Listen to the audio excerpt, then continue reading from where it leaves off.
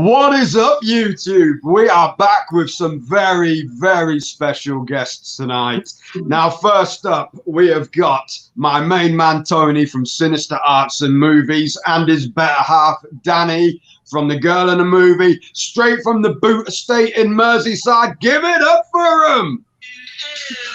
Thanks for having us on, Ricky. Thanks for having us on, mate.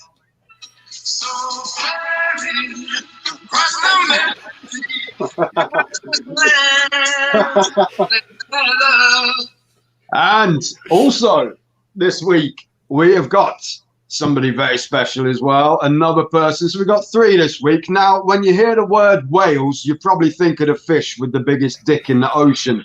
But in fact, it's actually a country that's not too far away from the UK.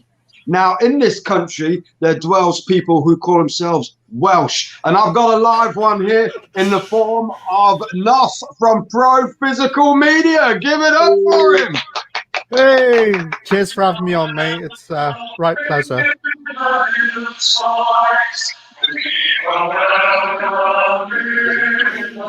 Come home to Wales. Right, boy, so how are we all anyway?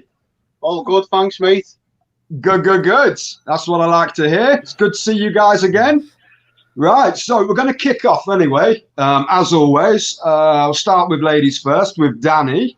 Right, tell us, Danny, a bit about your channel and what we can expect from it. Hi everyone, my name's Danny. I've got a channel called The Girl in a Movie. Tony's my better half, and he's got a channel called Sinister Arts and Movies. My channel's it's a little bit I do a lot of analysis of films. I don't just review, but I've tried me hand at a bit of reviews, a bit of trailer reactions, and it's just I just feel like now I just need to find more of a time to post more. I've done a few unboxings and I've got a couple of items now that I've saved to one side to do some, so hopefully I can post a bit more. But yeah, I'm just the girl who loves movies. Absolutely. And so 6 months down the line, what can we expect, or what would you like to be doing on YouTube? Is there anything else you want to explore or try? I want to get more back into my analysis movies. I really do. I've got a couple that I've been watching, because I watch films every single day. I go through about 2 or 3 films. I love dramas. I love history films, and I've found a few of them. There's been a lot of like little Easter eggs in them, or little things that I've noticed that maybe other people wouldn't notice, and I've not actually paid attention to pause the movie, pick the time, and just start jotting it down. And that's what I'm going to focus on. So that, because when you're posting a video, you want to make it like about 7 minutes long to keep the audience there, not too long, not too short.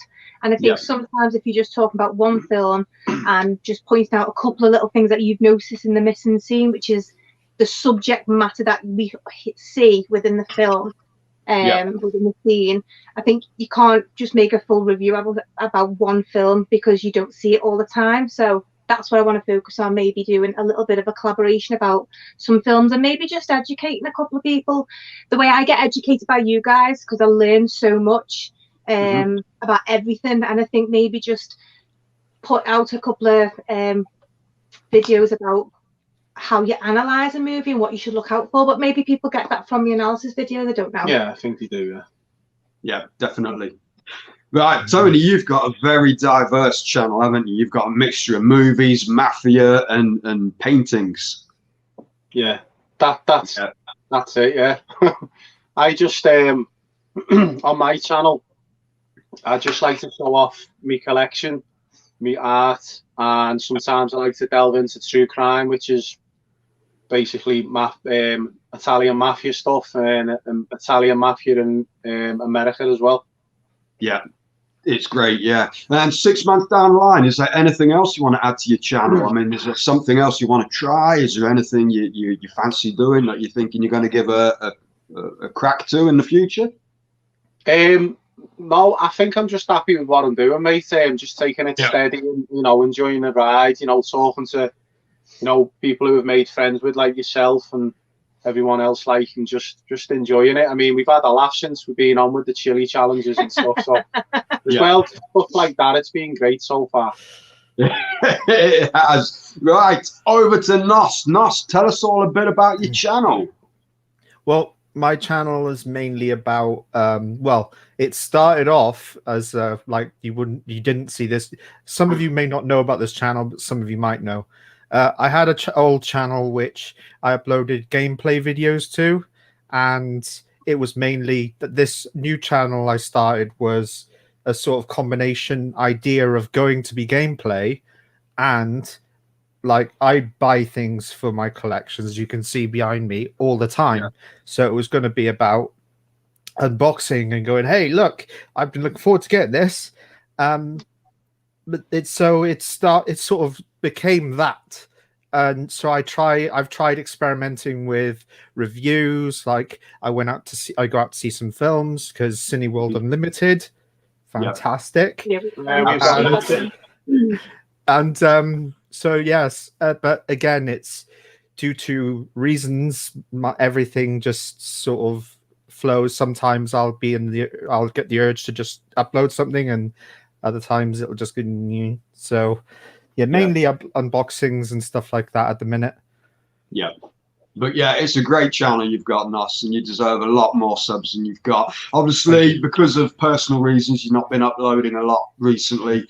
But I mean, are you going to be getting back in the driver's seat soon, or hopefully are you just going to play it by ear?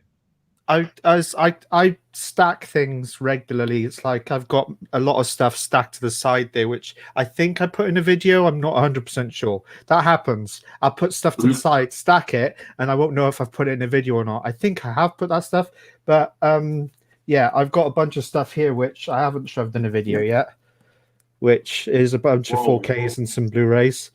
I do that. Yeah, that's it. You just stack it thinking, I'll put that in a video. So yeah, I am hoping that I can kick this thing in the arse, so to speak, and get back on the horse.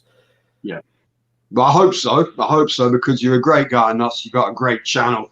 Right, before we get into the comments, I just want to do a bit of cross-analysis, try and get to know you guys a little bit better in a bit of Ricky style. So, first of all, Danni and Tony, 5 questions. Feel a bit nervous with you being in the leading seat. I really do. Okay, so you can answer together. You can have it because you're a married couple, aren't you? So when robbing, do you prefer broad daylight, hustle and bustle, picking pockets, or under the cover of darkness, stealing hubcaps? Say again. Prefer robbing in the daylight or robbing of a nighttime? Nighttime. I'd say daylight. Yeah, I'd say daylight. You wouldn't see do you prefer Brookside or bread? Brookside. Brookie. I've been to the set there as well. Favorite holiday destination, the Boot Estate or Birkenhead? I'd rather go to the Boot Estate. I've no idea where any of that is, by the way. The Boot Estate's supposedly the roughest estate in Europe. It's in Liverpool. Yeah. Birkenhead's probably second place. All you need to know, Nos, is the people in Birkenhead think hepatitis B is a fucking vitamin. Well, yeah. Okay. Shell suits or gold medallion rings? Shell suits. Shelly's. Yep. Okay. Jerry and the Pacemakers or Echo and the Bunnymen? Echo and the Bunnymen. Yeah. I go Excellent. There we go. Right, Nos, over to you. 5 questions just to let the audience get a feel for your character. Right. Is it Gavin and Stacey or Sex Education? Oh, Sex Ed. Tom Jones or Shirley Bassey? Oh,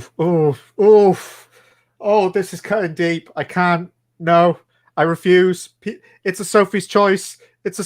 No, I can't. Come on. Tom Jones. Dude, this is so hard. They're both institutions. Yeah, they're both institutions. If you just said Captain Jenkins and Tom Jones, Oh, Tom God. Jones. Tom Jones. Okay. Rill or Wrexham for a holiday destination? Will. It's got to be Wrexham. Right. Best things to do on a hot day. Drive around in a convertible, blasting out Harry Seacombe's greatest hits, or chill in a cool barn seducing sheep. Oh, definitely the sheep. Definitely the sheep, because when you get right cold, you can get right warm. Right. Favorite item of clothing. Favorite item of clothing. Mohair cardigan or a tartan blazer with leather patches on the elbow. Motorhead cardigan. A mohair cardigan. There we go. Excellent. So the viewers have now got to know you all, right? Okay. So let's go to some comments. We have got Katie from Popping the Popcorn. Hello. Hello, friends. Hi, Katie. Thank you for joining us. Video Tasties. Shmwa. Or? Shmai. Is that Welsh? It's Welsh. Shmai. Welsh. Basically like, hey. Ah, Right. Shmai. Yeah. How do you pronounce it again? Shmai. Shmai. Yeah. Shmai. Shmai. A bit like Shimon. A bit like Right. Shmai, yeah. Noss's better half is saying hi. Hello, honey. Rose. Hi. Aye. Paul Tams is in the house. Hey, yo. Oh, How are we all this evening, guys? Tony, so glad you decided to get your print sold. I wanted to get one, but that bank balance been crap. Oh, dear. Work harder. Unlucky, Paul, unlucky. It depends what print you want, mate, because I've just got the Halloween Kills one back in stock. I said to you, wait till you get quite a few, and you've Yeah. had like 3 come through. So I said, you might as well just order a few and then keep them Yeah. there. So, yeah, you're gonna have to DM me which one because I don't know which one you mean. But yeah, but thanks very much, mate. There you go, then, Paul. Ricky, Excellent. I'm on its way in a few days. Sorry. Ricky, we got a little one that wants to make an appearance again. She's just clawing at the back. Hey! Hey, have you seen Return of the Jedi? Yoda. Jabba the Hutt. Oh, that thing. Right, video. Gareth from Video Tasties. Okay, obviously he knows Tony does the Mafia, but he's asking Nos, what about the Welsh Mafia, the Tafia? It's a joke. Yeah, Oh, is it? I thought it was serious. No, it's a joke. There's no Mafia in Wales. I love the cock. This is taking the piss now, isn't it?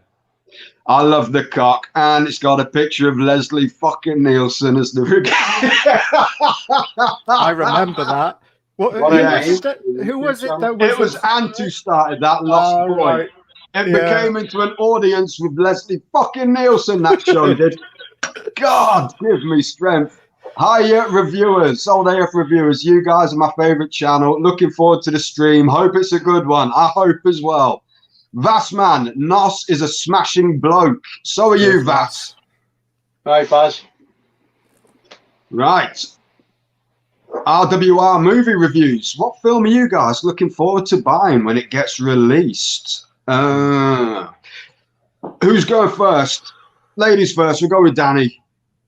I think the ones that I was looking forward to, they've already been released. Buying, innit? Well, yeah. So if I wanted to buy it, well, do you know what? It's coming towards Christmas. I can't keep my mouth shut. No. I think. Do you know what? I said to you, didn't I? If Tony hadn't bought it for our little girl, I said I would have bought Cruella on 4K. I haven't seen it yet. Because I thought it was fantastic. But now that I'm thinking of it, I would actually like to own Candyman. And I'd like to have a Candyman figure as well, because I believe they've got like the old NECA figure. So, yeah. Excellent. I've still not seen the new Candyman yet. I've seen your review of it, Dan, and I'm looking forward to seeing it. I enjoyed it. It's good. Yeah, I'm Was not it a as fan good of as Jordan Peele. I'm not a fan of Jordan Peele, and his writing comes through incredibly in that movie. But I thoroughly enjoyed the new Candyman. As a spiritual sequel to the original, I definitely recommend it. Was it up there with the original, or was it better? You didn't think so, original, and then you changed your mind, so it was really 2020. nice. No, Personally, I like original 2020. Right. Okay. Good. I'm not a fan of the original. Oh, No? sorry, you don't say you're not a fan. blimey. I really enjoyed the original. It's just got that dark sort of dread to it. I found that's what I really enjoyed about it. Just the settings and the brutality, like that dog's head cut off, left on the bathroom floor with that woman. Oh, fucking hell! What did the dog do wrong? Yeah. I think if you've watched this new one though, there's a lot of hidden messages throughout it, and Jordan Peele's very known for it. A lot of inside the missing scene, and I keep going on, but it's very good. You've got to watch it. Look forward to seeing your review, Ricky, when you do. Yeah, I will. I will be reviewing it. Right, Tony, what are you looking forward to buying when it gets released? Halloween Kills. I knew you were going to say that. Yeah. Is that going to be a pre-order release date? I don't tend to pre-order stuff because it's quite easy to just go HMV and buy it. Oh, Yeah. You pre-ordered me something, and then we got to wait till next year. Yeah. So. Yeah, but Amazon deliver for free, don't they? So. Amazon, it's good just to take a trip up to HMV though, innit? And yeah, have a look around and that. Yeah. Yeah. What about you, Nos? What are you looking forward to? Well, I think I generally enjoy most stuff that gets released. So, because I mean, I call myself like a subtle cinephile, so I generally enjoy everything. I do like criticize things as if something's really bad, it is really bad. But I think the only pre-order I've got at the minute is 88 Films' release of Armor of God, old Jackie Chan film, and I've been looking forward to a decent release of that for a very long time. So when I think that's coming out in December. Yeah. So I'm looking forward to that. Armor of God by 88 Films. I mean, me personally, they've been talking about it all year. They said it's coming out end of the year. I don't think it's going to, but they're releasing a 4K version of Dog Soldiers, which yes, good film. I'm Second Sight. Just for the simple fact that the DVD release was crap. The picture quality was horrendous. Yeah. And they've never really cleaned it up properly. So hopefully they'll do a great job of it. They're taking their time with it. It's not looking like it's going to be out at the end of this year because there's still no word of it. So, is the Blu-ray bad? Say again? Is the Blu-ray not a very good picture neither? There isn't a UK release date of a Blu-ray. I was going to say, I've never thought about it if they even had a Bluray release. They haven't, I've got the old DVD. You've got some foreign ones, like a German one, but again, it's not supposed to be great, the picture quality. So there's never been a Blu-ray release of it. So when I heard it's coming in 4K, I'm all over that because I love that film. Is it just like a normal 4K, or is it like a special edition with like zip cards and stuff like that? I honestly don't know. They've not gone that far yet. There's no word on a release date as yet. So I would say at Second Sight, they tend to with these big releases. For this specific release, they're releasing a 4K disc, a Blu-ray disc, and I'm most likely going to have a booklet with maybe 3 or 4 cards. Oh, that'll be good.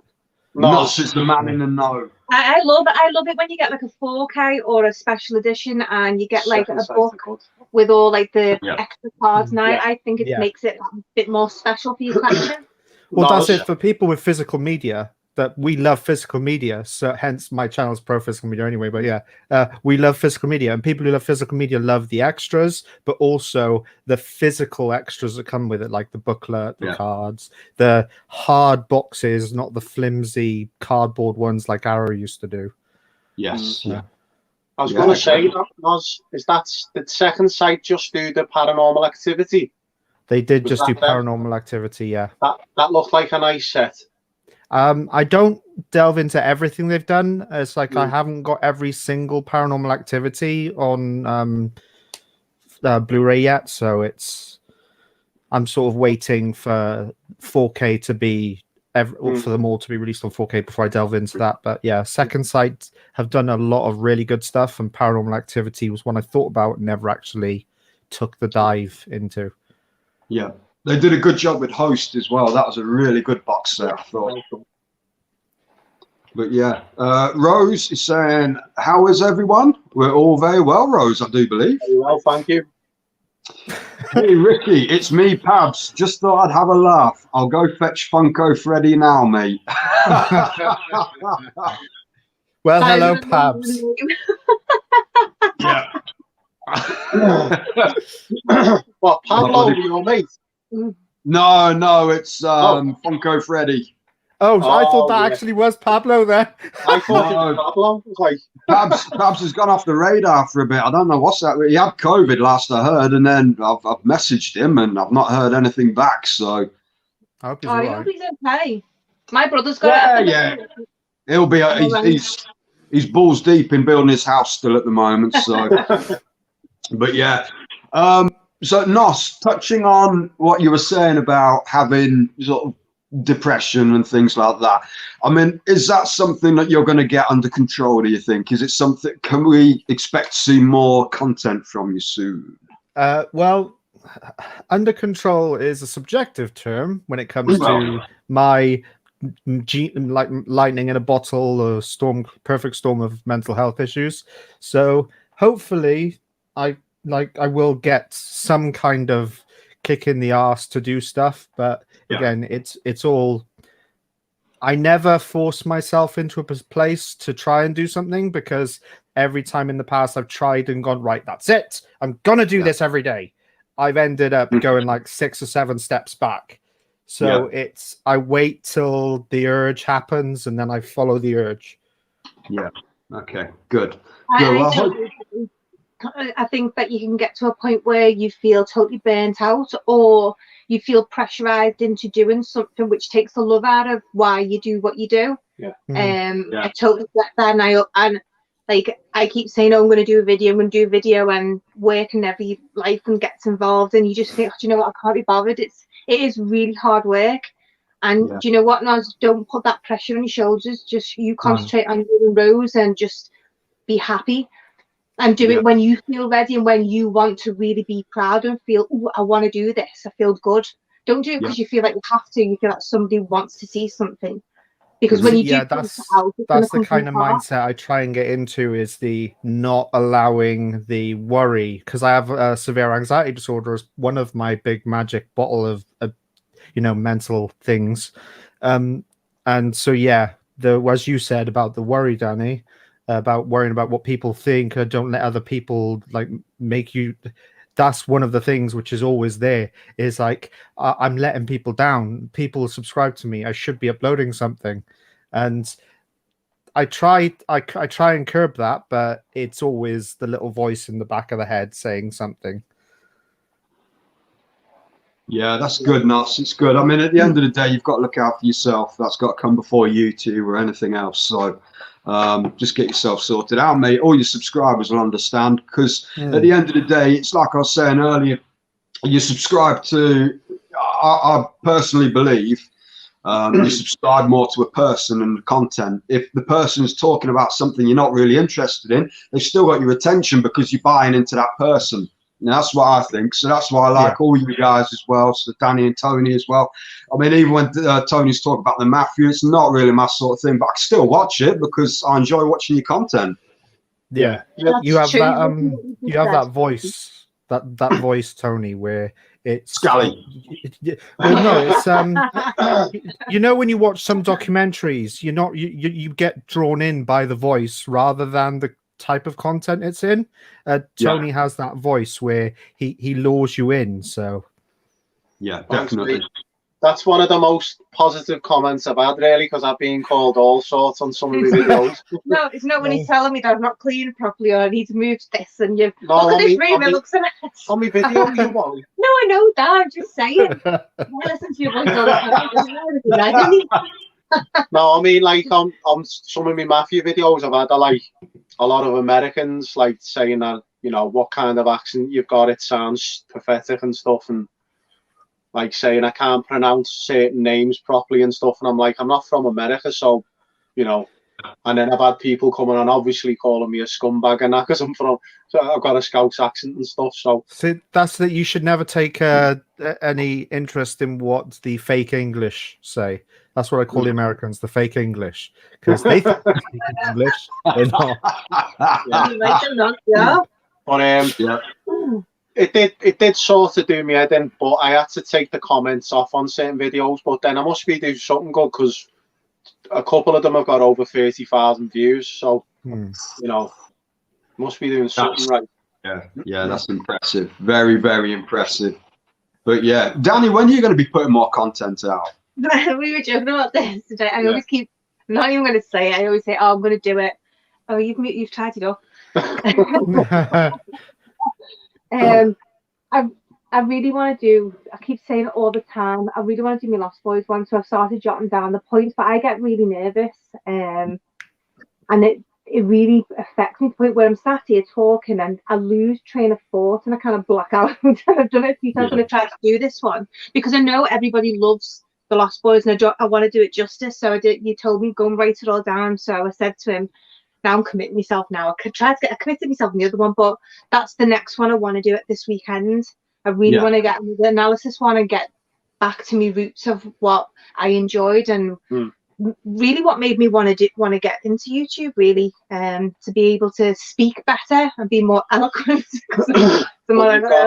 She's got a degree in media, haven't you? She's got she went to university and she studied film as well, so she's really good at it. I love it. I've got a real strong passion for it.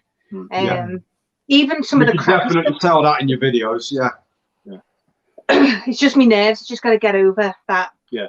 But I feel more better when you're with me. I'm like, yeah, that's fine. I'm a little buzzy. Why don't you start Tony sat next to you when you do your videos then? You put me off.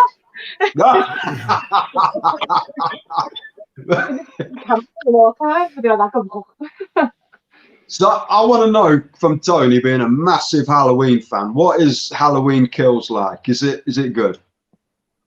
Yeah, I mean, it's got mixed reviews, but for what I seen visually and what we got, I felt like as an Halloween fan, you got spoiled with what we got. But I loved it. Some like there's fans like me, and then there's hardcore fans, and they really shredded it apart. So I just think, you know what? You look at some of the old Halloween films, which some of them are terrible. This was fantastic. I loved Halloween 2018, but I think this was slightly better. And it was the best I've ever seen Michael Myers. Yeah. Does it really ramp up the killing and blood and guts and everything? Yeah. He's a beast, isn't it? Yeah, excellent. That's all I wanted to know. I've got a problem with the comments. They completely froze. While you've got a problem with the comments, I'll just be honest here, Ricky. I really got into Halloween since you got me into Halloween, and I know quite a bit about it, but I've not watched the last couple of ones with what's his face, the rapper. Oh fuck! I've not seen that one for so long. I'm going to watch that one. And Halloween Resurrection. I thought that the people that have gone in and watched Halloween Kills don't understand the franchise to a lot of extent. You've got to really understand the different timelines and the different storylines in each timeline to actually really follow this timeline, and then you'll understand these different layers in the film that bring together the other characters within the other films. I thought it was really good. At first I was a bit like, oh, what's going on? And then I realised, oh, that's the character from the other one. And, you know, I'm trying not to spoil it, but I thought it was brilliant. I'm just going to keep my mouth shush for the... No, go on. If you didn't like it, that's great.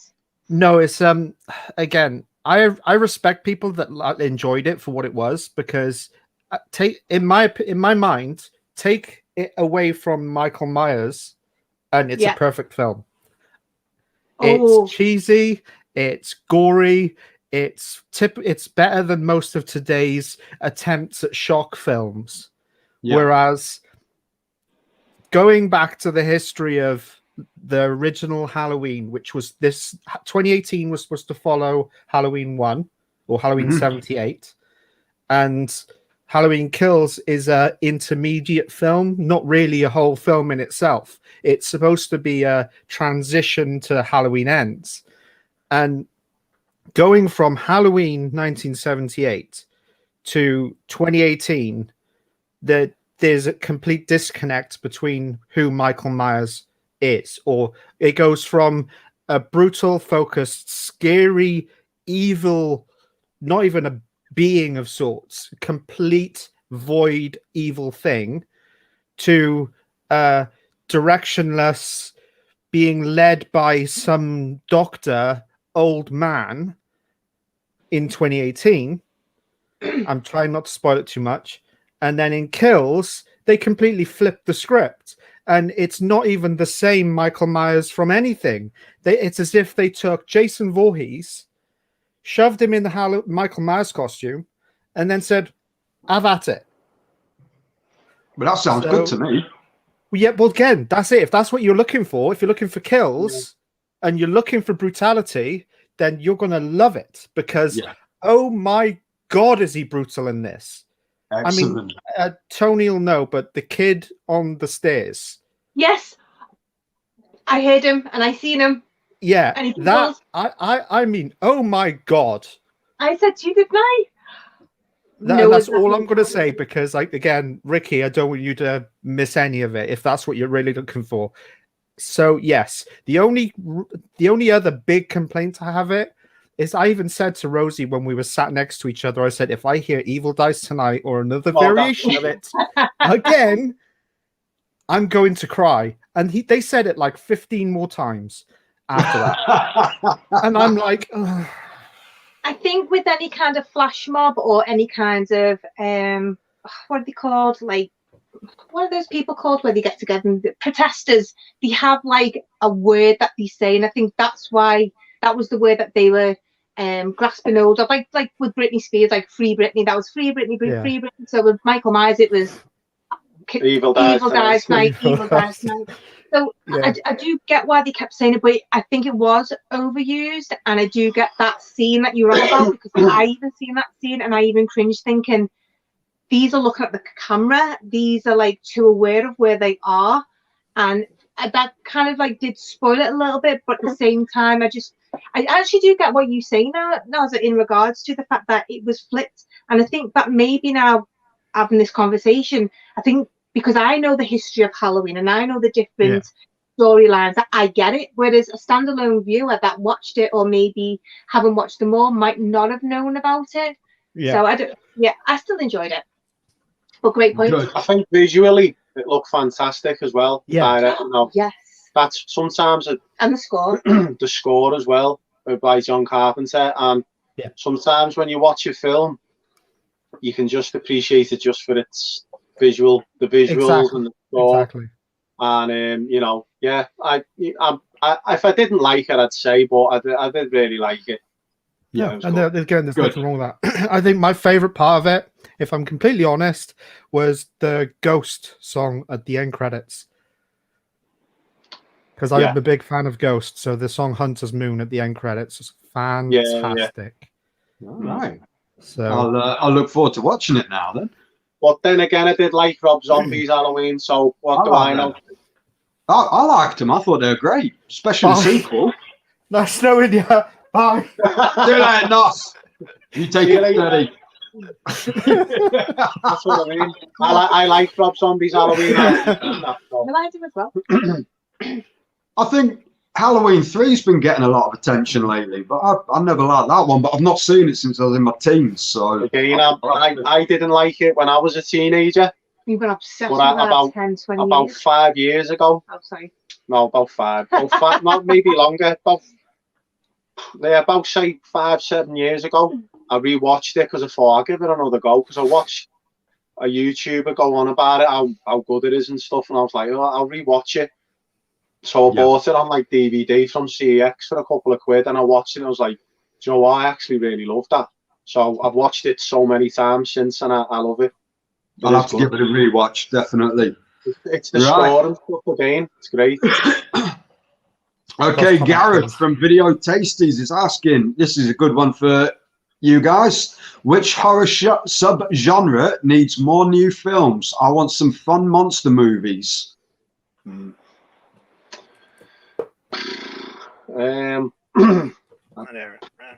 don't know. Oh, Nos has got something.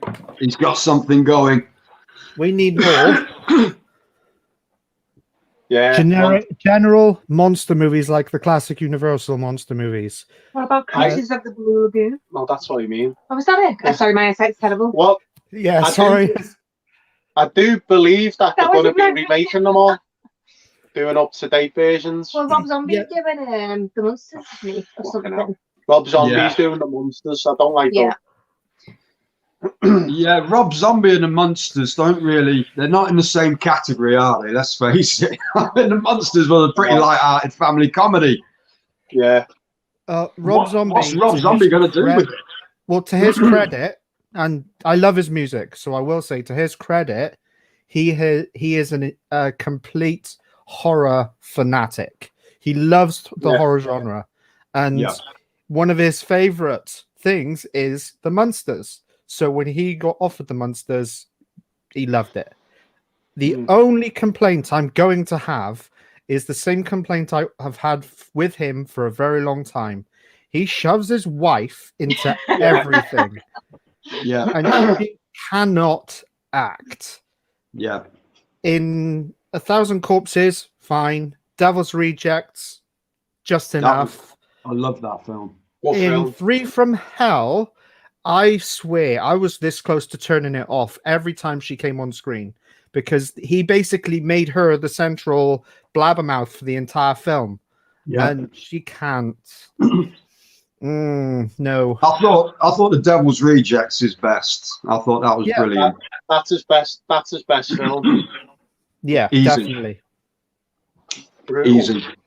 And everybody slated that 31 saying it was crap, but I thought that was good as well. That was okay. It was okay. Yeah, as Tony was saying, it's okay. It's not groundbreaking. No. But that's very similar to The Running Man, wasn't it? Yeah. Yeah. I just think he needs to get a good writer because he's a great director. But he just needs to take on good writers, and he just directs because he knows how to direct a film. Yeah, yeah. So I'm going to say, I think we need more spider films like Arachnophobia. There's not many about, and I don't like spiders, so for me, they're quite creepy. I think what you just touched on, Ricky, about like phobias, that's a really good subgenre because it could be anything. It could be needles, it could be heights, but like you said, like spiders, that's quite a common one, isn't it? So that's good.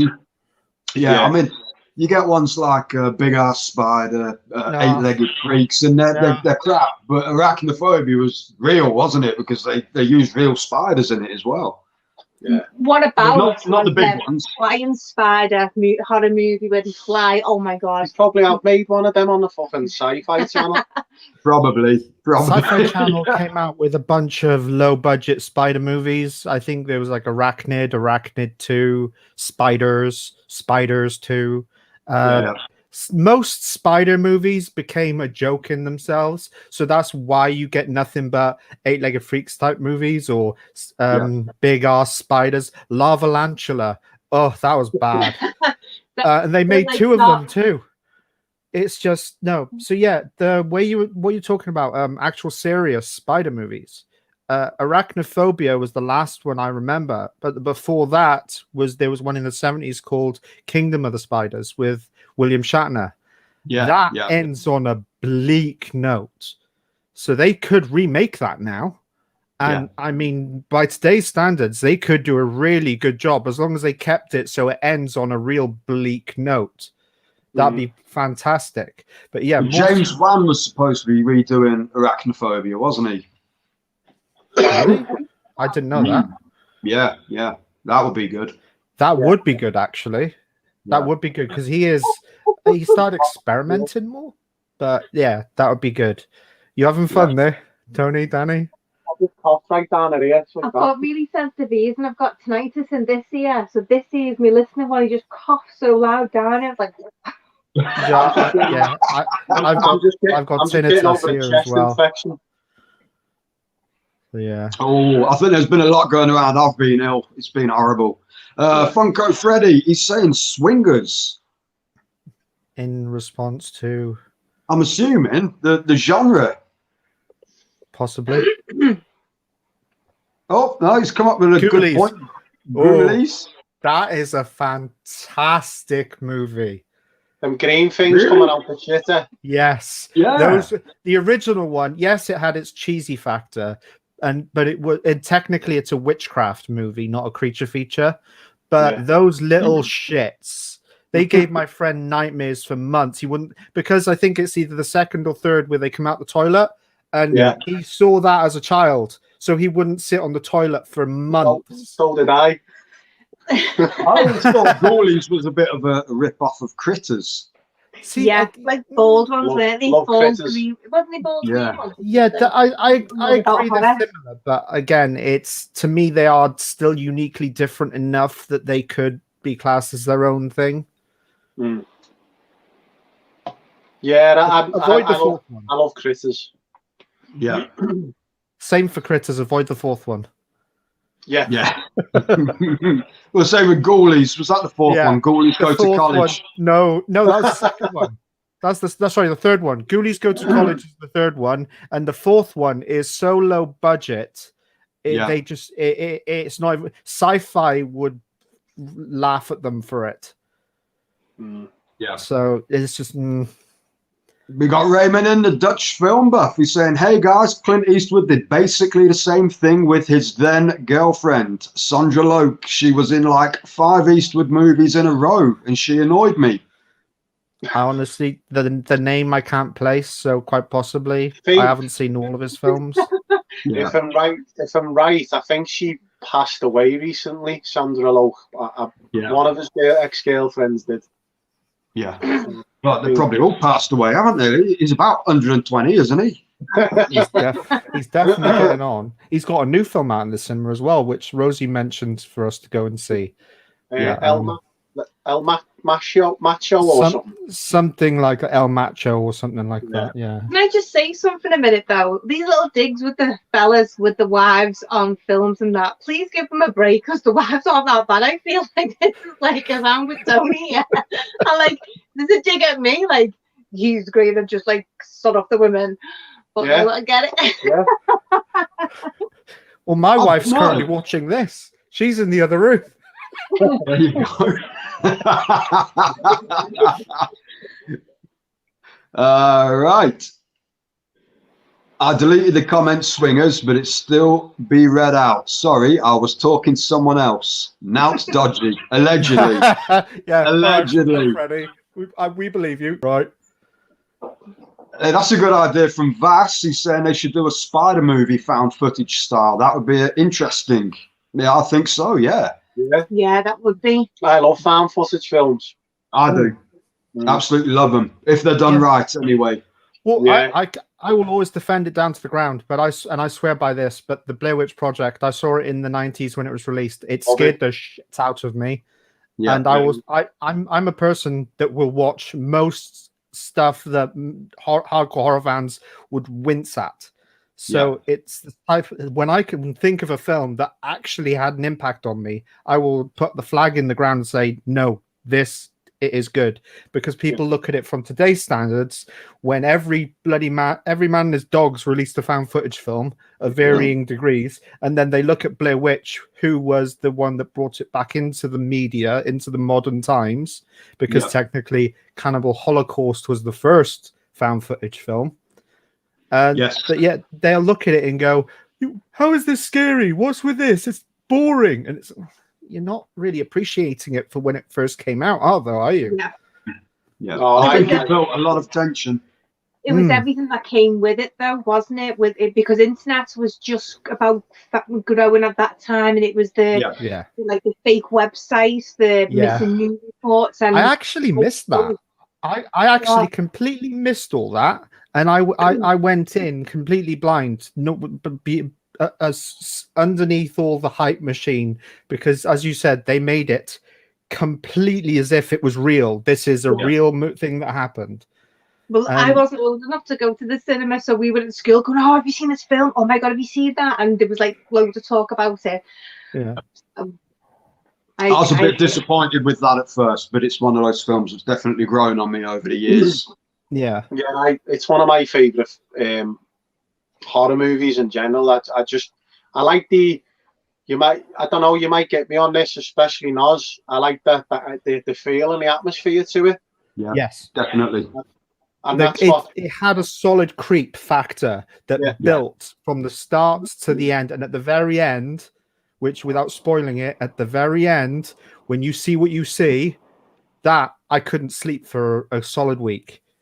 that was the problem with me. You didn't see anything, and that was what my whole gripe originally with the film was. But then, as I say, as you get older, when it first came out, I was only about 18, 19. When was it? Late 90s?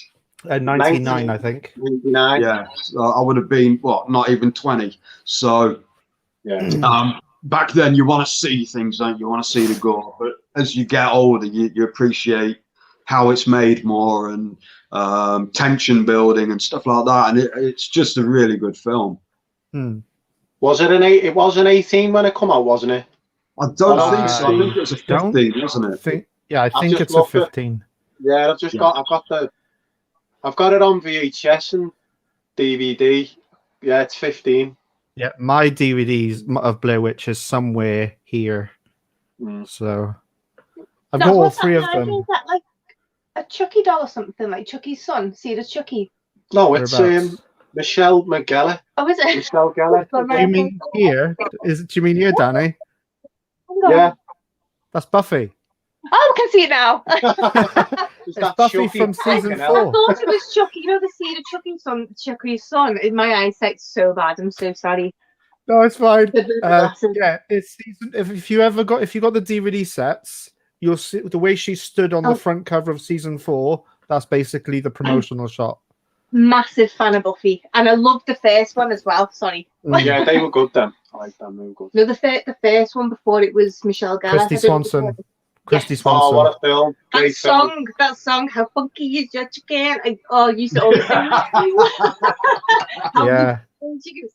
Rutger Hauer was absolutely fantastic in that movie. I forgot he was in that. Yeah. We'll talk about Rutger Hauer the other week in his films, and I forgot all about Buffy. Rutger Hauer, I liked him in that one of his later films, Hobo with a Shotgun. Brilliant, yeah. Brilliant. I love that. That's his best film. Yeah, it's one of those grindhouse movies which was made from a short into a full feature, and I love when they can really take hold of a short and put all of what the short was into a full feature. It's fantastic. So Hobo is definitely. Yeah, I love all those grindhouse films. Machete. Kurt Russell was in one as well, wasn't he? Death Race, is it? Yeah, that was really good as well. But the Dutch film buff is saying the third one, that was a funny one. They terrorized the toilets at a college. I thought that not doing that one. Yeah, I really didn't like when we go to college. I could have done without that. It's worth watching. The vampire doll in it scared the shit out of me. Yeah. It's worth watching. It is really is. It's like the first one was serious tone, pretty cheesy, but still quite good. The second one, still serious, but leaning more into the cheese with fantastic gore in the second one. The third one lent right into the cheese factor. They went all for cheese and still good story. And then the fourth one, jumped the ship. Nope. There's I was going to say, is there a box set out of that Ghoulies? Is it the 88 films or something? I don't know if there is a box set for it. They were released by different companies. There is a DVD set of the first two films, which I have. I also have the third film on its own thing, and then I've got those low budget 10 horror films in one DVD set thing. I've got the fourth one in one of them. So it is bad. Yeah. Bad. I used to like is it Demonic Toys? That was good. That's really good. I haven't actually seen the Demonic Toys. The new one's good as well. Is it the Third Reich or something? The Littlest Reich or something like that? Do you mean Puppet Master? Puppet Master, Master's sorry. so good. Demonic Toys was like the rip-off of Puppet Master, wasn't it? Yeah, I was going to say, because I've seen the Puppet Masters, and they are the timeline for that is all over the place. Yeah. Yeah. Yeah. Yeah, Demonic there- Toys, they were the ones that, was it Circus or something, that one? Yeah, and then this is a one I think's better though. Is Dolls. Yeah, by I've not seen 101. that. Yeah, that's good. And then another one is when I was younger, I preferred it over Child's Play. It's not as good as Child's Play, but it was this one, Dolly Dearest. I've not seen that one either. I'll have to look out for that one. I've It's heard an things old one, about but Dolly Dearest, but I've never actually seen it. Yeah, it's worth watching. It's really good. It's I'll give it a go. It was made in 1991, so a couple of years after, about 3 years after Child's Play. I need to do Right. this. This is like Chucky wearing a wig.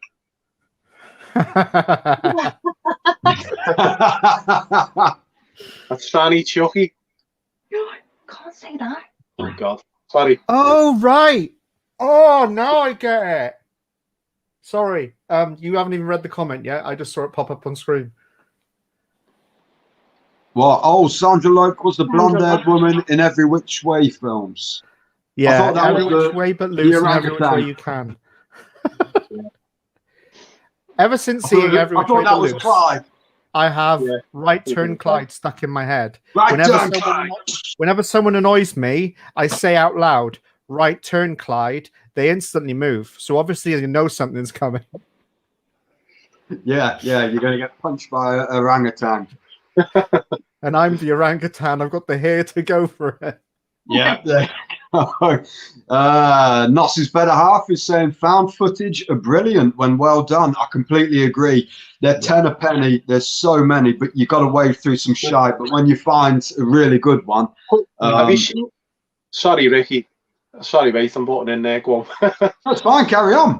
Carry on. I was going to say before it leaves me mind, I found footage one I watched over lockdown with Danielle, if you remember. Mhm.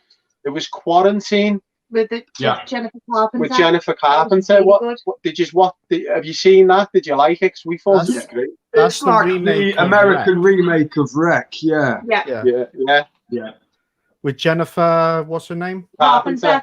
Oh, Carpenter. Dexter. And she's on that's another one of those subgenres. Emily Rose. And A Haunting of Emily- Emily Emily Rose. Rose. And Emily Rose. Yeah. The Haunting of Emily Rose is a fantastic movie. That's the first time I ever saw The Jennifer Exorcism of Emily Carpenter. Rose. Oh yeah. Exorcism, that's the one. Yeah, What's the yeah. Haunting of Emily Rose for? There's so many haunting of movies that's just stuck in my head. Yeah, Exorcism, you're right. And that the way they formatted that film was fantastic about it being about the court case, about what happened rather than just what happened. So Yeah. that was the first time I saw her. Then watched Dexter I'm through. sorry. The Fantastic. dog. No, it's things I go on tangents, so I tend to ramble off. So yeah. There's a couple. Have you seen Apartment 143? Now that's really good. Yeah, that's with what's his face? Seen it on Amazon, but I've never really bothered. Just in case it's one of them shitty rip-off ones. No, it is. That's Yeah. one that I think's done really well. There's another one, very little known one called The Realm, which is about a bunch of people playing with a Ouija board, and they don't say goodbye, and then they let the demon in, and That's actually really a well remake done. film. It's Say again? That's actually a renamed film for us in America. What was it was called? called The Ouija Experiment. Was it? We've been through the Ouija Yes. films, haven't we? Mm. Where they get go into that house. Yeah, it's not one of the Ouija films that we know as Ouija and Ouija 2 Origins of Evil or whatever it was called. It's this particular one was one of the. We've got so many films named a specific way. For some reason, they renamed it for our market, as they often do. And The Realm I bought on DVD for like 50p. And yeah, I was the same. To be fair, I wasn't that a fan because I've seen so many films, found footage based films around those sort of things. It sort of started to get on me. But yeah, it's what was the film we were talking about before The Realm? Apartment 143. Apartment for yes, I also bought that for like 50p, and yes, it was one I was pleasantly surprised with. We'll have to watch that. Yeah. Yeah, not seen that one, so nice one for that. It's definitely a good one. Really is. You got Grave Encounters as well, things like that, which are done really well. Fantastic films. The second one wasn't as good as the first, but the first was. It's like one of those films that just comes along, and you're like, "Wow, this is great." Yeah, and Hell House LLC. I was about to say that. Yeah, the first one of that was brilliant. I love that film. The sequels, not so much, but the first one really good. Me and my little daughter, she's only 10, and she loved it as well. Hell House. I'm surprised you went to sleep that night. Jesus Christ! We watched it in the daytime. It was one of those things I found, because again, I'm very, as Danny would do, would be sit there with a pen and analyze a film. My head automatically analyzes things as I'm going through, and if I can see things coming a mile off, it just ruins it for me. And with Hell House LLC, I was there going, "This is about to happen. This is about to happen. This is about to happen." And I just, after about an hour of "this is about to happen," I turned it off. I watched the sequels. I did give them a go, but again, this is about to happen. This is about to happen. This is about to happen. I bet you're great at a party, Nos. Well, this is my party. In my hermit in my surrounded by my DVDs and Blu-rays and stuff. Yeah, I know. You just got a new telly as well, haven't you, Nos? Yes, very nice new telly. And it's one of those things where I was so put off of buying a 4K TV, and I was so like, do I get this? Is this good HDR? Is this bad HDR? Is this great? I spoke to the guy in Curry's for like a solid hour about this specific TV I was going to get, and he didn't mind because it was a sale, and he even knocked 20 quid off the price for me. Winner. So exactly. So they even said, because like two people before him had said, you can't really return something if you've opened it. And I was there talking to this guy, and he was like, "Do you know what? I think he was the manager. I'm not sure, but he was a senior member of staff, and he was the TV expert or whatever they call them. But yeah, he knew everything he needed to know, and he said to me, "Look, I can put this down as a 7-day trial. If you have any issues whatsoever, if you're not happy, if it doesn't meet your standards, feel free to return it." And so, yeah, I get warned about going to Curry's all the time. That don't go to the place with the purple shirts, as they call it, or whatever. Yeah. And yeah, I mean, the TV's on. So I've got the stream running just down there. It's just muted, so it's not echoing twice through my head. And yeah, I'm very happy with it. I watch it, and it's like El Camino is the first perfect example of seeing something and going, "Oh my God," like jaw-dropping moment. Have any of you seen El Camino? No. Yeah. You have? Oh, you have the Breaking Bad story. The Breaking Bad film. Oh, yeah. I'm sorry, I'm a It's the Jesse of Breaking Bad. Yeah. It was the film, The Carry On. It, yeah. Oh, yeah, sorry. Yeah. There's a scene in it where it's like nighttime, but then I think it's a gas station blows up.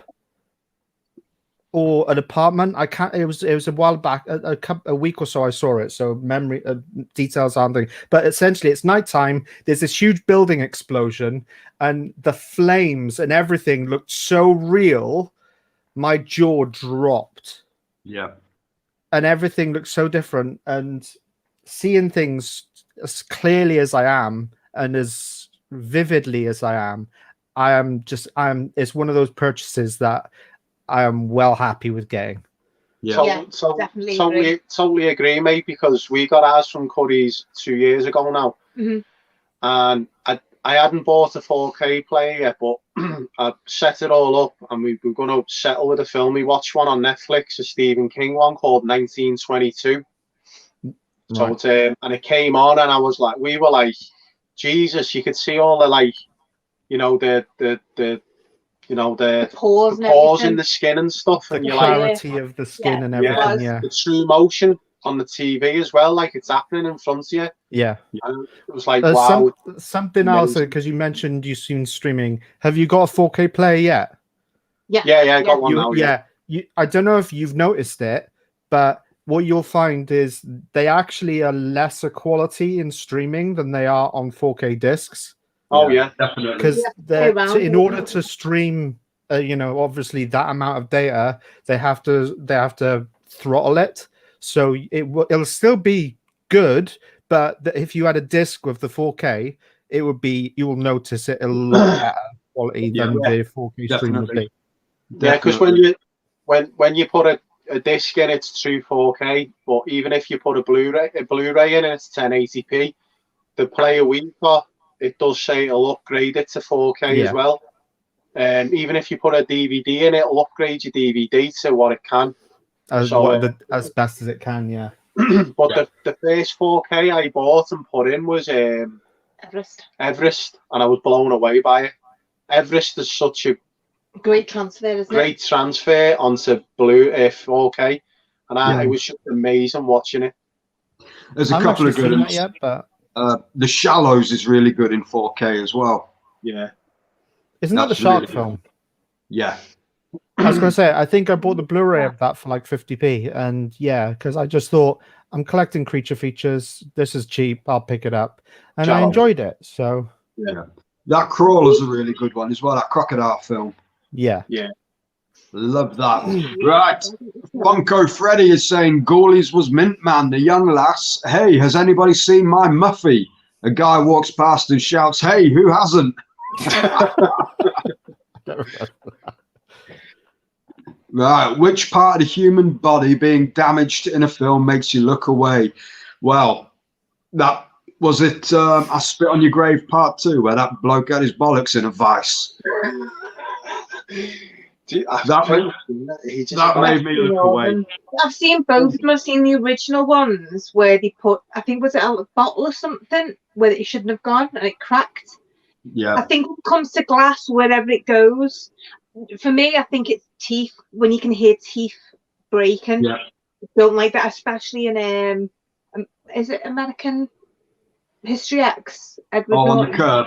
Oh, the curb stomp scene. Oof. I know that goes through me. Yeah. I don't even know. I think, thinking about it, I was all prepared to say I haven't seen anything yet that has really made me wince. But thinking about the American History jaw stomps, curb stomp. No, that's probably I've watched actual, sexual rearrange, whatever they call it, surgery from a man. Rearing? Are we talking about sheep again? Reconstruction. Yeah, no, when they basically turn a man into a woman, Ricky. Oh. When they go downstairs, they do all the snip, snip, snip, snip, snip. I've watched that just to see exactly how bad it is, because people say you can't, a normal man can't watch that. No. So I put in my head that. Say again? Well, you were eating your tea watching it. No, I weren't. No, I weren't. It's like, I'll get on to something else in a second. It's a bit more of a taboo thing, but no, I watched that because people told me you can't watch this and forget about it. And I watched it and I thought, so that's how that happens. And it's basically, that's my face throughout the whole thing. Like, oh, that's how that happens. And I wouldn't watch something like that. The thing I was eating when my friend thought it'd be funny to put on. Saveloy. No, I was eating something. I was eating a full Sunday meal, and my friend thought it'd be funny to put on 2 Girls, 1 Cup. Oh, I've seen that. Yes, I know, right? I swear, I almost launched my plate at him. And I left the room so he could finish having his laugh with the video with his mates, and then went back in after it finished. So, yeah. Yeah, that's normal Sunday dinner viewing, isn't it? But Nos, though, what was damaged, though? It wasn't a human body part. It was more like the cup was damaged. If anything, my brain was damaged after watching it. I must admit, that scene in the Evil Dead remake as well, where she took that Stanley knife and cut her tongue in half, that was pretty... Ooh, I didn't like that. Speaking of brain damage, I think that, have you seen that or is it an Australian? I think it's an Australian horror film called Brain Damage. It rings a bell. It's disgusting. There's a bit where the old woman's got a throat cut, and she's sat at the table, and she's got like a bandage around it. It's fallen off. Yeah. Brain And dead. Yeah. The ear falls into the. AKA Right, dead really. alive. Yeah, Yeah, custard that. and that lip coming out. Custard. And I was like, ugh. Yeah. So that's horrible. Yeah. That was horrible. That was one of Peter Jackson's early films. Yeah. The eyes. Yeah, I agree. Eyes. Yeah. Yeah, that was the eyes thing was Lucio Fulci's specialty. He loved pulling actresses towards the camera and getting a good old eyeful, if you know what I mean. Funko Freddy's saying Robert Rodriguez is a master. Lost with that. Yeah. He done Machete and that, I think. Yeah. This that must be a bit shot. behind. Sorry. Man of Movies, John, thank you for joining us. He's saying, I need to know, toilet paper over or under? Over, you uncultured swine. Exactly. I have one right next to me. If the wall is here, if the wall's Well, here, I know what you're watching on your laptop after this. Why have you got a bog roll next to you? because me and the missus have colds. I don't Did you not see me just shove this up my nose like this? No. Oh. That's why I was like that, because I thought everyone's seeing snot coming out my nose. I thought it was for afterwards. No, yeah, Ricky, we all know what you thought it was for. When you close your laptop, is it like one of those overfilled cheese toasties in the toaster? I don't understand. Is that like over the back or under the front toilet? That was, hold it up again, Nos. Right. Over. Say this is the wall. Oh. Right? Yeah, over. Over. Yeah, that's over. And this is for uncultured swine. Yeah, they're psychopaths who have the toilet paper like And the that. reason we say that is because I'm the only one who thinks of it this way. You want to use clean toilet paper. So when it's hanging like this, it's hitting the wall. Yeah. So this is collecting all sorts of stuff that you're going to be putting, down where you don't want stuff put. So, yeah, this is clean. This is filthy. Yeah, well. But unless they sneeze, then the over's not clean. Yeah, good point. Yeah, but if you sneeze, you know you're going to sneeze. So you quickly grab a bit and go, "Rah!" Maybe.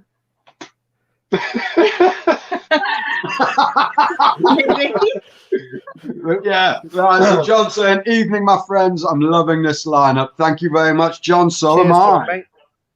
How's Right. the Mrs. Jonathan? How's it going? Oh, yes. Yeah. They got the new arrival coming soon, haven't they? You know what? I absolutely loved that video that he did, showing all the family and breaking the news. I was crying my eyes out. I was like, oh, it's all we can about it. This is amazing. He'll be crying his eyes out soon. Game over. Once you have a kid, that's it. Nothing's the same. You can't do anything without organising babysitters and, oh, God. That bag, it's like a Mission Impossible bag where you've got to make sure you've got everything in it. Mm. Yeah, it's not the best. I've just seen some of the comments that are coming up from my missus, and I'll tell you now, that's not self-harm, honey, or hurting a person. Oh, sorry. Okay. This is predicting something. You're going to see it in a minute. I don't know how far, but yeah, it's... Right. Okay, so Pablo's saying they're on Amazon. Ghoulies are for sale, but I don't know how much they go for now. When I got them, they were like £1 each. 15 years ago, all you got on the disc was the movie and trailer. Rose is saying the scariest film I've ever seen is Village of the Damned. That was set in Birkenhead, wasn't it? Yeah, I believe so. Yeah, watched it by accident when I was 9, I think. I can imagine it being pretty damn scary there. I can tell you why she's so good as well. It's the eyes and the little kids, the glow, when their eyes glowed. That's what really got her. That's the John Carpenter one, isn't it? He did do the remake, yeah. Yeah. Raymond, he's saying the first 2 Ghoulies.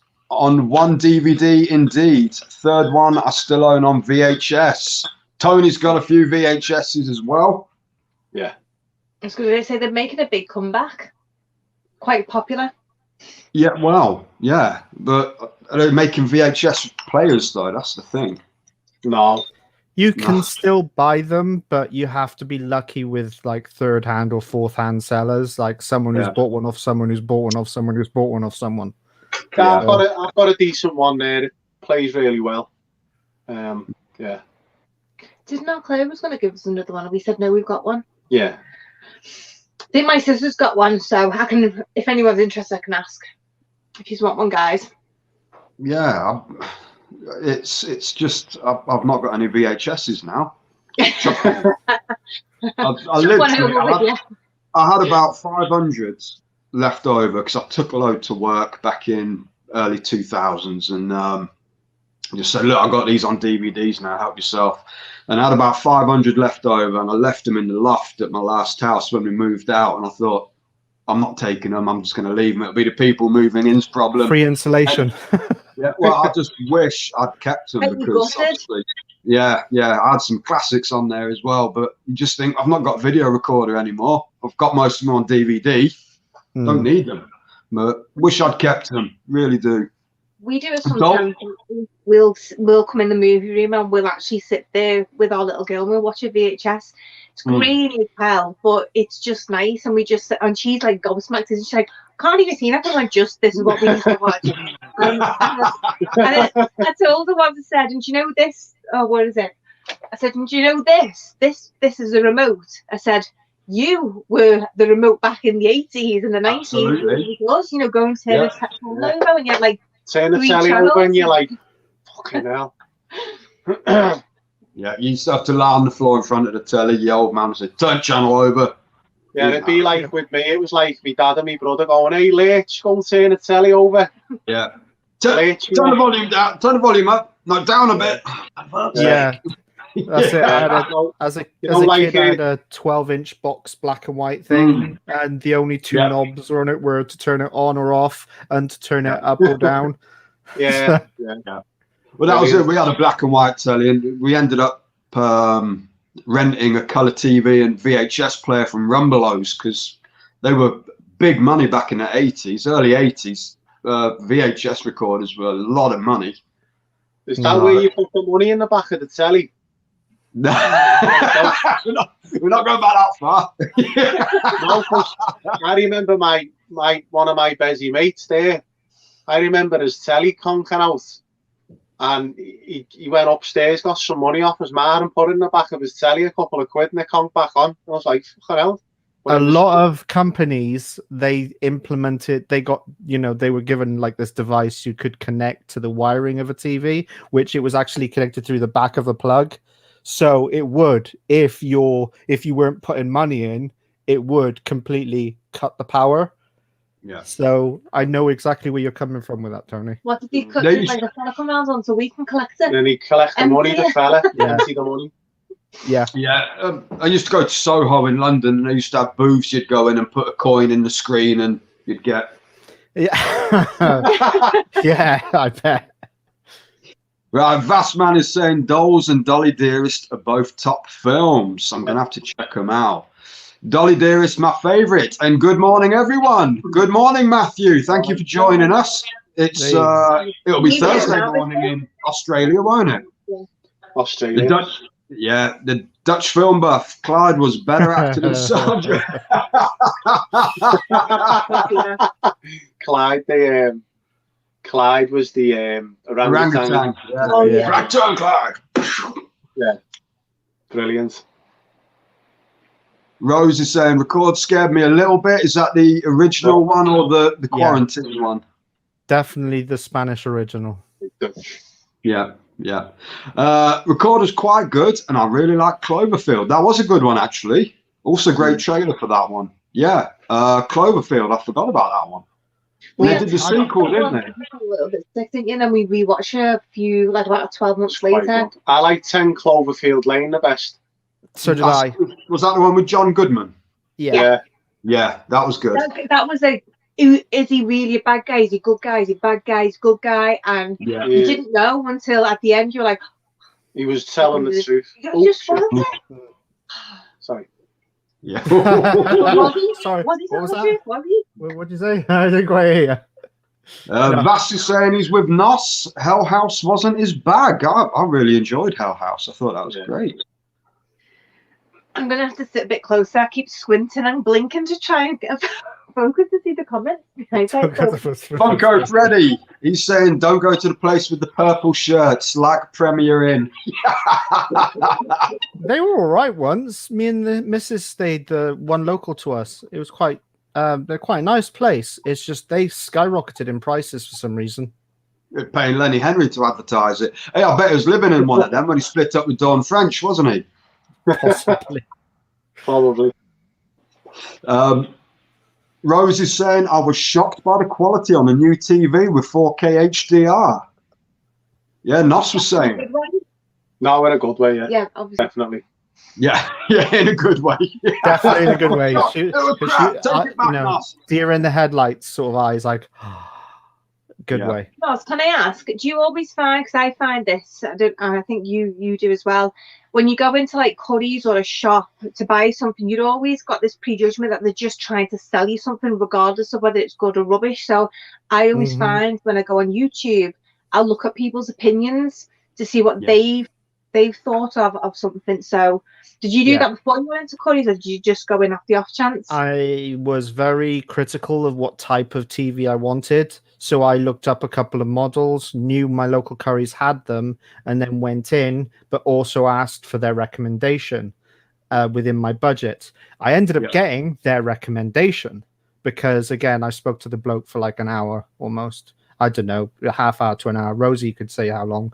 But yeah, it's I was very critical of what I wanted. So as you look up to check what sort of things are good and bad or whatever. I will say the first person that spoke to us, he had no clue what a TV was all about. Yet he was there selling TVs to people while I was talking to this other bloke, saying, see, it's got great audio system. You turn it right up. Yeah, it's coming from just below the TV. It's basically he'd looked at a brochure.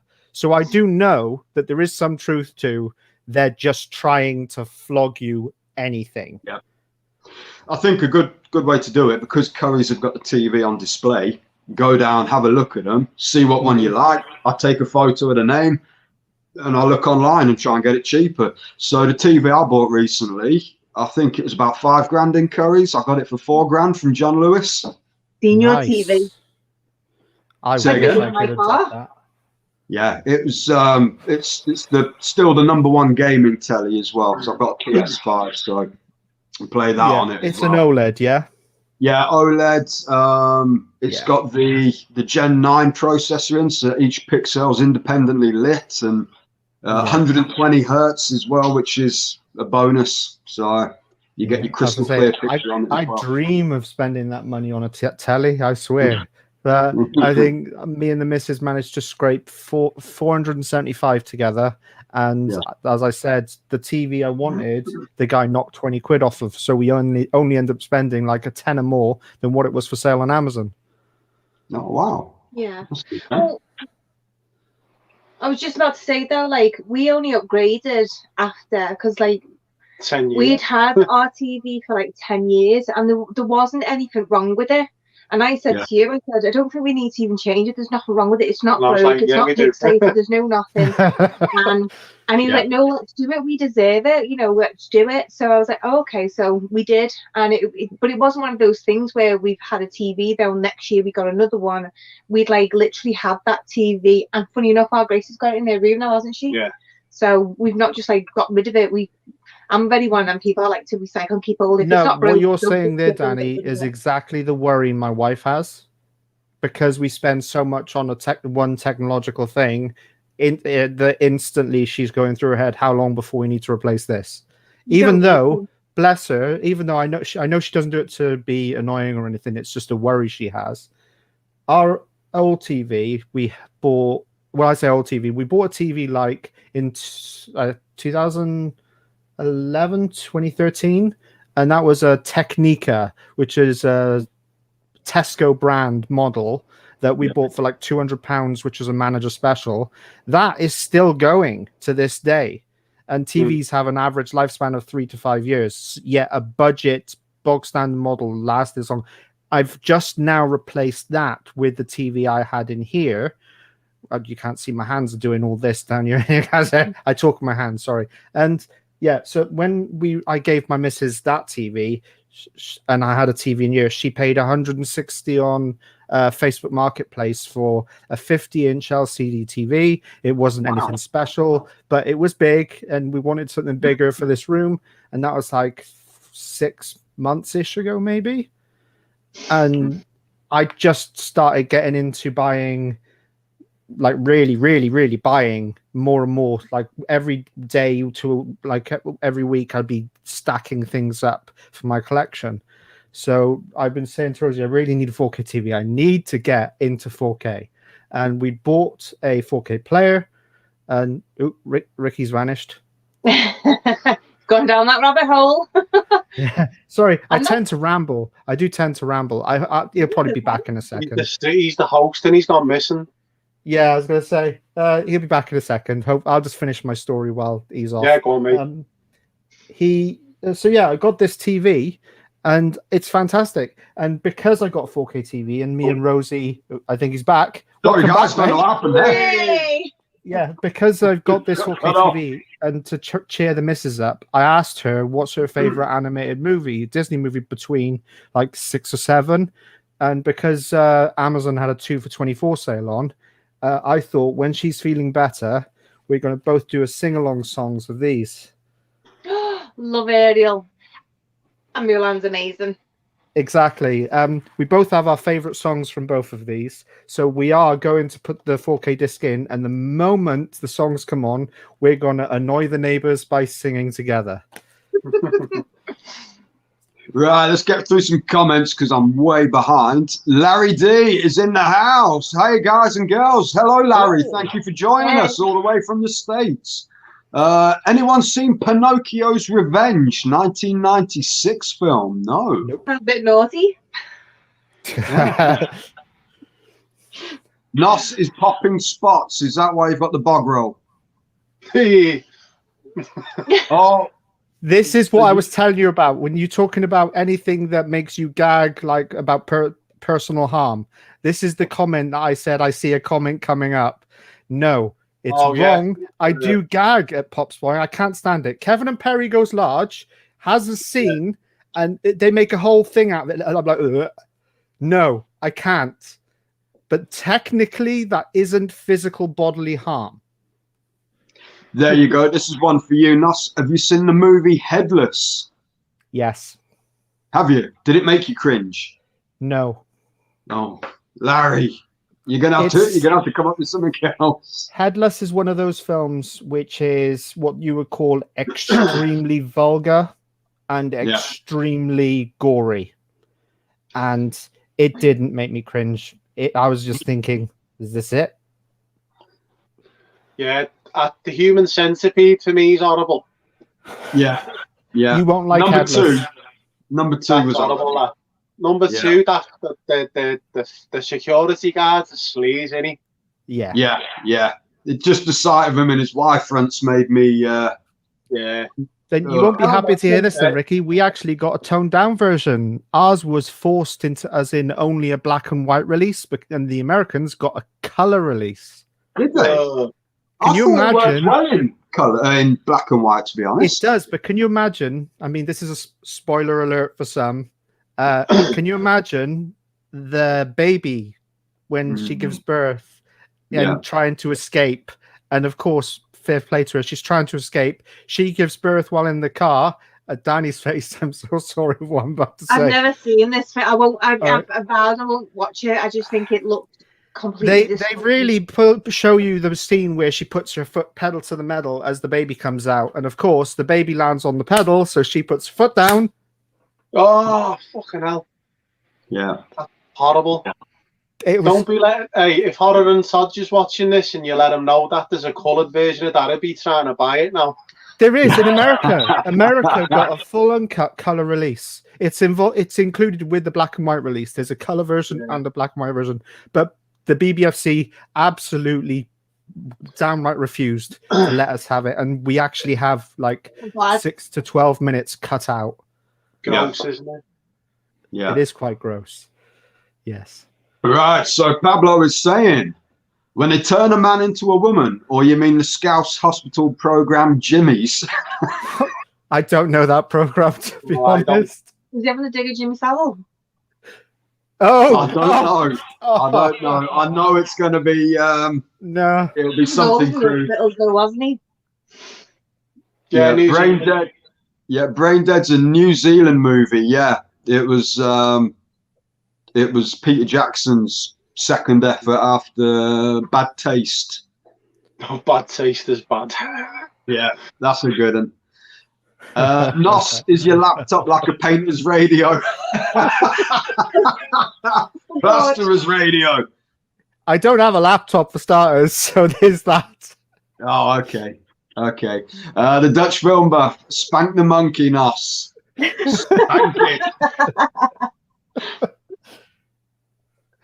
The wife is doing fantastic. Believe it or not, she never had any symptoms, so lucky me. Nice one, John. That's good. Happy times. Yeah, fair play, mate. Saving it for the Labour, I'm telling you. Oh, yeah, okay. He's stereotyping himself here, John. He's saying he's Hispanic. I have a family of 5,000 people. I've got babysitters all lined up. That's why the Mexican took Xanax, wasn't it, for his panic attacks? Sorry. I don't think I get that one. His panic attacks. Oh, right. Oh, right. I get it, yeah.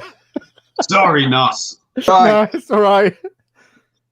Funko Freddy, I remember getting Schindler's List from Blockbusters. The wife said, "You'll need Kleenex when you watch that." I thought she was sick because I couldn't find a scene to knock one out. Well, oh, Freddy. I'm good too, Larry. Starting to get really cold here now. Please, I don't have the discus anymore with the price of electricity. Now it's through the roof. Discuss. The discus is a frisbee in Greek. a Greek frisbee. Ah, discus, yeah. That sucks, Reddy. It's getting cold here. Into the 20s this week. My heart fucking bleeds. 20s, Larry. We're at 2 at the minute. Next week, we're plummeting to -6. Yep. Blimey. That's cold. Right. Raymond is saying, I love to draw in the VHS days. I would pause a taped He-Man episode at a certain spot, then run into the table, try to draw that image on a piece of paper, but after 60 seconds... Okay. Might be Gesundheit. Thank you. I like 40 days. It's like 40 days a night up here, only like from 9 a.m. till 2:30. And in between that, it's mist and dullness. That's what you get for living in Newcastle, mate. The episode would play on automatically again on those damn VCRs, so I had to run all night. Oh, right. Yeah. Sony Google TVs are great. I've not tried one of those. I always stick with LG now because I love the OLED. LG, yeah. That's the make. Mine is mine's an LG. Yeah, good. I heard Sony Bravia is supposed to be good, but I've never had one. Okay, Vassman.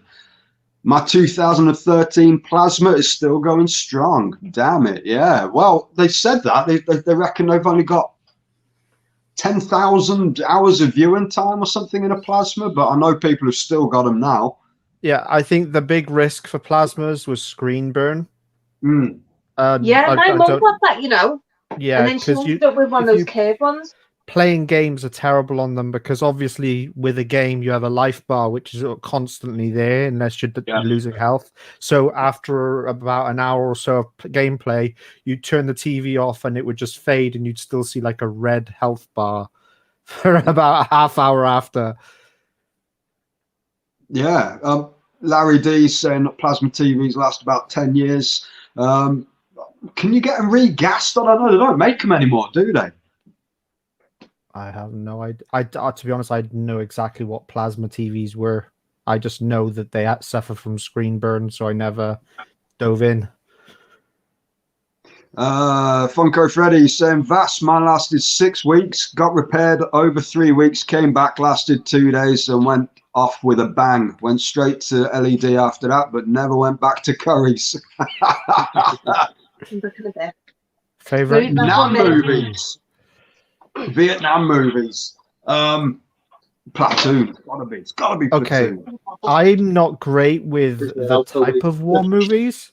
If you could list off a bunch of Nam movies for me, I could tell you what my favorite is, but I've got so many war movies in my collection, I couldn't tell you which war they were for.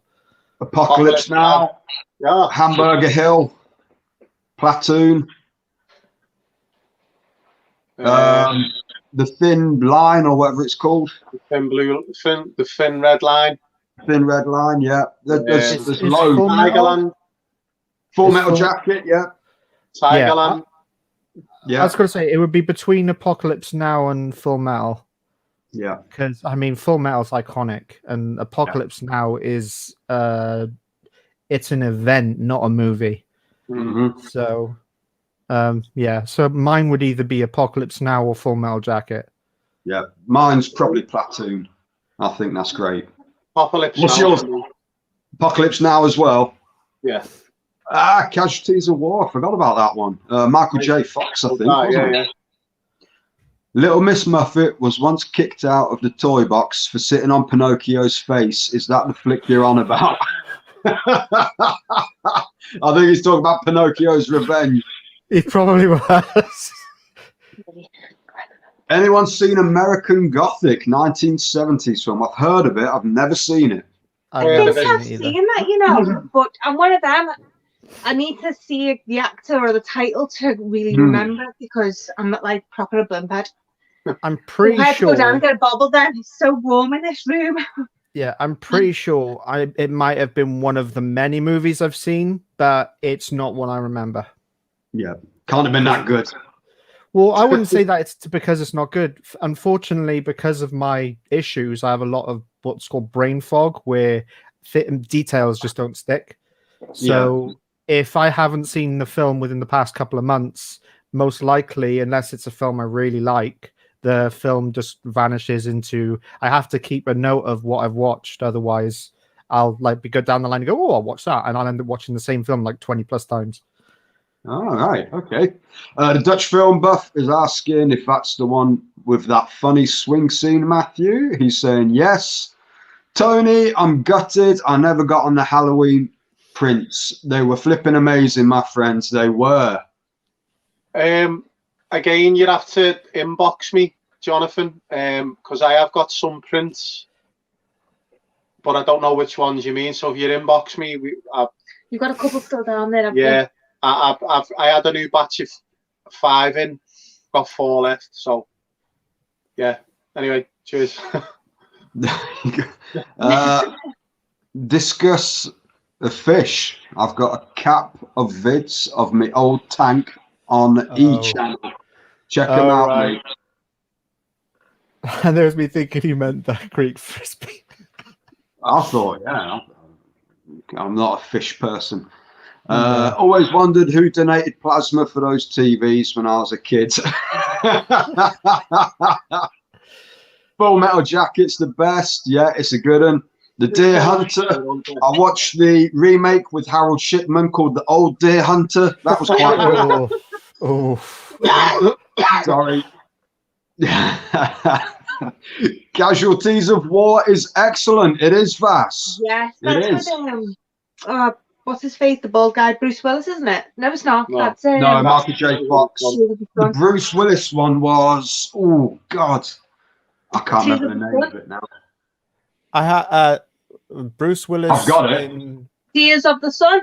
That's the one. Tears of the Sun. As I say, I just looked at the top. It's After Hearts War. Oh, is that another one? I don't know if it's a Vietnam film. I just know it's out. It was released after Hearts War because I've got my Bruce Willis collections like just up there, and it's going like down. But yeah, Tears of the Sun. You organising actors then? I do have a lot of actors. It's like I've got Bruce Willis, and then under that I've got Wesley Snipes. Then I've got just off to the side of it, I've got Jason Statham, and under that Nicolas Cage. And then next to that, I've got The Rock. And then under that, I've got Liam Neeson. And then by here, I've got my Arnie collection. Below that, I've got my Stallone collection. Below that, I've got my Jet Li and Jackie Chan collection. You said you've got your Stallone and your Wesley Snipes. What would Demolition Man go in? Demolition Man, I got it when I was collecting Stallone before I was collecting Wesley Snipes. So I've kept it in my Stallone collection. There you go. I get that there's a lot of films where people have crossed over, so I put it in the collection of either where it's the more prominent actor, or where I started collecting this actor before that actor. Yeah, I was going to say, We Were Soldiers was a good one with Mel Gibson. Yes, I forgot about that one. That was I thought that was a Vietnam film. I think it was, Wind Talkers as well. Forgot about that one. Yeah, that's a Nicolas Cage one. I haven't actually got around to seeing that yet, so that's looking forward to that. Soldiers, yeah. I liked. I know it's not Vietnam, but I think a really good recent war film is Fury with Brad Pitt. I thought that was brilliant. Yeah, I've got that on Blu-ray. It was recommended to me. Not actually got around to watching it yet. I think my most recent, me and Rosie went to see it in the cinema in 1917, and we were blown away. It's such a fantastic movie. I've got that in 4K as well. Really good picture quality. I think the best war film I've seen of recent years has got to be Hacksaw Ridge. I thought that was amazing. See, we've got to watch Hacksaw Ridge and Dunkirk, don't we? We've just not had that moment where we actually really want to sit down and watch something like that, because I'm the same with my Christopher Nolan films, which Dunkirk is one of them. Dunkirk didn't do it for me. I haven't really got the oomph to go, right, I really want to watch this now and stick it in. I'll say, when it comes to war films, I got it on 4K. One of the most realistic ones is Black Hawk Down. Yeah. I wouldn't know, but and also another realistic one is Jarhead. Even though not much goes on, there's a lot of scenes in that where, like, I've been to Iraq myself, and I can relate to that film a lot, and I can relate to Black Hawk Down a lot as well. I was going to say, is it true then that's where Saddam Hussein kept his Blu-rays in Iraq? Well, they had Sorry. right. John is saying, I've sent you a message, Tony, but I was referring to Michael holding the telephone. Yeah, I actually... There's some still spare there, but they're not the big ones, they're small, they're like A4, aren't they? Yeah, I can look into it. If I get enough interest, I can get some more done and sort something out. But I'll respond to your message in a bit, mate. Matthew Binney is asking, has anybody seen Metamorphosis, the Alien Factor 1990 film? No, it doesn't ring any bells at all, Matthew. I like that. Oh, say again, Danny. I was just going to say, I like the way that people post some films that really go under our radar, because for me, I said before, I like getting educated about films I would never normally know about or hear about. So especially The Greasy Strangler. Shut up, you. I've never heard of that until you mentioned it, Tony. Then I checked it out and I thought, what in the fuck is this? Every single day, I hear it. And he winds your little girl up to come in home from school, and he'll go, Grace, and he'll go, dick, dick, dick, dick. And she go, Dad, stop. Have you seen that one, Nos? I've put myself off from watching it. It's like, I've been comedy told to it's me. a really good film. It's not bad. It's good. It's So it's bad, very, it's very good. funny. It Yeah, doesn't take itself very seriously. Put it that No, way. it's like I've got an image of an old guy freaking no. Yeah, it's hitting his kneecaps when he goes through the Car wash. That's the film that'll make you cringe, then, Nos. It probably will make me cringe because it's bad. Yeah, I need more grease. I even remember names to it. Oh boy. Sorry. John is saying 1917 is his favorite war film as well. I've not seen it. Loved Enemy of the Gates. I've never seen that film.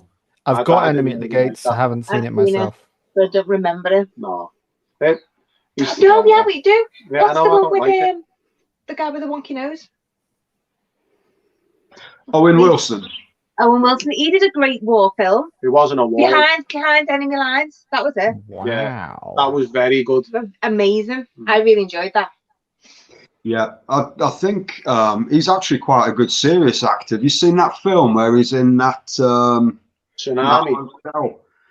No, that was Ewan McGregor, wasn't it? Owen Wilson, he did one where he's trying to get his kids out of that area. It's got Pierce Brosnan in it as well. I can't remember what it's called.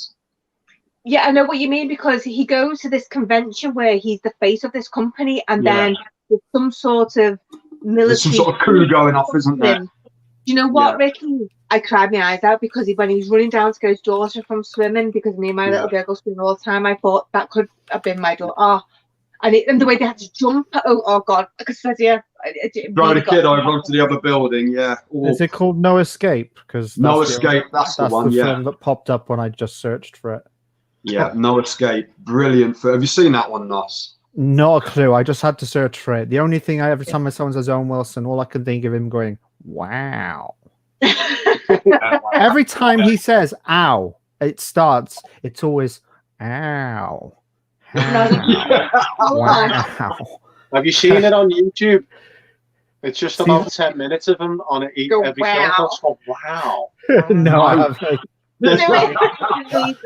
Wow. Have you seen the one with Danni? It goes on for about Al Schwarzenegger. What one? There's a video of him just going, his scream for about 10 minutes. No, I'll have to watch it. I never get tired of Arnold. He's the man. Absolutely brilliant. I've seen the Put the Cookie Down remix as well. That's on YouTube. That's really good.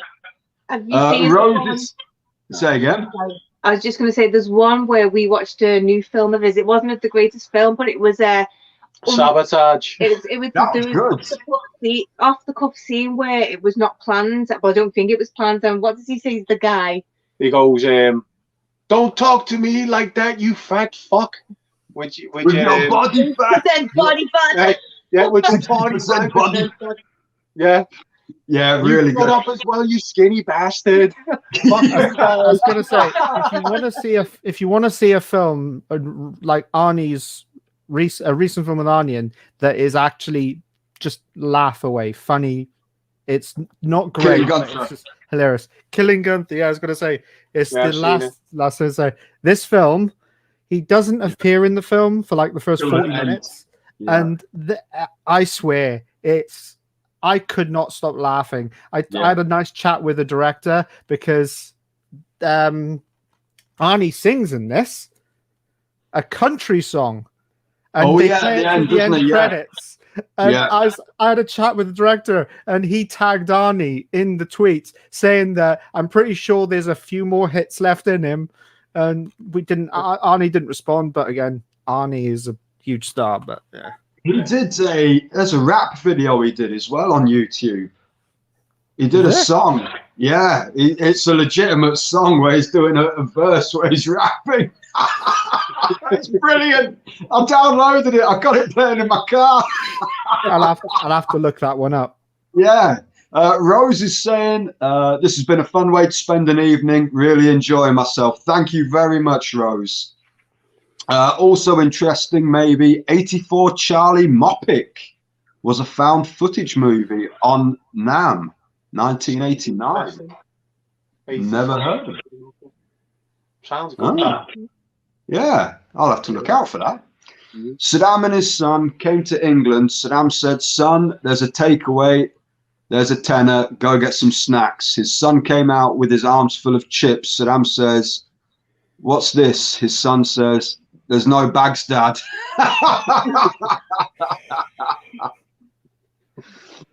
John is saying, what does a film have to do to make you cry or make you feel emotional? A dog dying, a family separating. Dogs dying. Have you seen that 8 Below film? Jesus wept. Oh, I have two perfect examples for this. I'll let you guys go first because I'll let you guys go first because mine could go on a bit of a tangent. So I'll let you guys go first. The film that's made me cry the most is either 8 Below or The Green Mile. When he gets the electric chair at the end, I thought that was terrible. I don't like the dark bars. I laughed my head off. Did you? You heartless fool. What the hell, man? I think I've cried about 3 or 4 times today. No, I am. I'll watch like the Lewis advert, you know, the Lewis Christmas advert, and I don't know. I think a lot to do with it is the sound that goes with the scene, and I just get a lump in my throat, and I'll well up and cry. I'm trying to think of a film most recently. No, do you know what? I watched Godmothered the other day. It's got Isla Fisher in and that other girl, and she's got the blondish, quite funny character, and we didn't realise it was a Christmas film. And it plays on the big hope, the big like feeling of, you know, not being good enough. You know, you've got the whole world on your shoulders, and somebody wants to help, and she doesn't want to help. And then when you see that the family come together, I was like, at the end of our grieving, "Are you crying?" I was like, I'm crying. I was like, I can't help it. And I think the big, it's not even big moments. It could be little moments, but I think I'm a big softie when it comes to films. If you have a strong connection to it, so. Say again? I was saying if you have a strong connection to what's happening, that can be a big tug on the strings. I don't know if you've seen Warhorse, but where the dad shakes his son's hand at the end, the alcoholic dad is finally proud of his son and shakes his hand. That got me in the throat as well. I'm like, whoa. I was trying to hold it back there too. I remember Mark from For the Love of Movies recommended that to me, and I bought it on DVD from Poundland that same week. Haven't got around to watching it yet though, so it's really definitely one I've been watching. Yeah. Come on then, Tony. If The Green Mile made you piss yourself at the end, what do you find sad? You've never cried. I don't know. There's a lot of sad at Titanic. He cried at Titanic. I bet he did. No, I never. I don't think you've cried at a film. I know. I don't know. I'm trying to think. There's a lot of sad films out there. There is, but you more laugh at me because it's time that my mum's crying. Come no, I think I just let Danielle do the crying. I'm crying for the both of us. No, I can't. No, I don't know. I've been asked this before on a live stream, and I don't know. Sorry. He just doesn't want to admit it. No, I'll be serious though. They take the piss out of me crying, getting upset. Like I watched the opening credits of some war film and started crying out. The film hadn't even started. You know what I mean? I'd already rolled up. Come on then, Nos. What's Tony's thinking about? What are your films that make you cry? Well, my 2 perfect examples are mental health related because for me, if something feels close to home, I will sit there stewing. And then when things happen in the film, the floodgates open. I don't cry. I never cry. I never get extremely happy or ecstatic. And so when I'm sat there immersed in this event that's happening, I become the main character and the main actor and what's going on. And the 2 perfect examples I can give you were Rocket Man, the story of Elton John. And there's the scene in that when he finally lets off and has anyone seen it? Because I don't want to say anything that'll spoil it. I don't think I'll be watching it either, to be honest. Okay, well, this is for those in the chat. Spoiler alert. Right, you've been warned. He basically hits the very bottom. He's just took a load of pills, drunk. He's in the stew of his addictions, and he goes downstairs while everyone's having a party in his house, and he shouts out, "Excuse me, if you don't mind, I'm gonna kill myself," and falls into a swimming pool. That was it. I was gone. Water, no actual noise, but just water completely coming down. Like Niagara Falls, like we can't control. And fucking thinking about it is starting to kill me now. But then, get it together, Nos. Yeah, there's also, and this one I can't really talk much about to people because the type of film it is, people often, go, hold on, there's something wrong with you, mate. The Joker, as in the film Joker with Joaquin Phoenix, it is a profile on mental health disorders, and I have a lot of stewed up problems in my head, all of which I'm not going to suddenly walk out and start gutting people or anything like that, but because of my mental problems and seeing how Arthur Fleck in the film is just bullied upon bullied upon bullied upon bullied to the point where society shit on him, people have shit on him, his peers have shit on him, everyone's just shit on him, and he finally snaps. Yeah, that I completely related to, and again, it's just water. I saw that film in the cinema 4 times. I quite happily went straight back to watch it because it is one of those events, not just films. It's an event, and yes, it's supposed to be a alternative origin story for the Joker, but I swear, it's one of those films which is just so powerful. I think with that though, Nos, is that there's like one person I don't know what the ratio is, but just 1 minute. He was one person who society fails quite a lot, but he couldn't help himself. And I think what we as a viewer need to take away from it is that we don't have to be that one person that society fails, where we go down to the really worst place ever. We can lift ourselves up and we can be positive and we can look at the good things in life, even though as much as it hurts to get yourself out of bed, put those shoes on and paint that face on. We can do that, and we can think, do you know what? It's okay. From somebody that's experienced loss quite recently and found it really difficult, thinking, oh my God, how could somebody do that? It makes you realize all the good in life that you wake up to. When you get up, you've got to be really thankful for the fact that even just now, as you sat here just being open with us now, and Ricky having us on his live stream, there was moments today where I got really upset for whatever reason, and I was like, really looking forward to this, Ricky. I'm really looking forward to coming on your live stream and having some fun in that. And that's what you need to take away from things, Nos, is just that life's hard, it's cruel, but we're here, and it's just about thinking about not forgetting about the negatives, because that makes us who we are, but being positive and thinking about the great things that make us be happy, and concentrate on things that make us happy. I listened to a podcast recently, and I know, Rick, I don't mean to go off, but I just wanted to speak to Nos a little minute. Fine, keep going. I'm just going to nip to the toilet. When you wake up in the morning, you've got like this side of your body that's negative, and if you're negative, they're like, yeah, let's be negative. But then if you get up and you want to be positive, there's this part of your body that wants to be positive. So it's about just training your body and your mind into think, I'm going to get up today and be positive and just be happy, or try to be. Well, the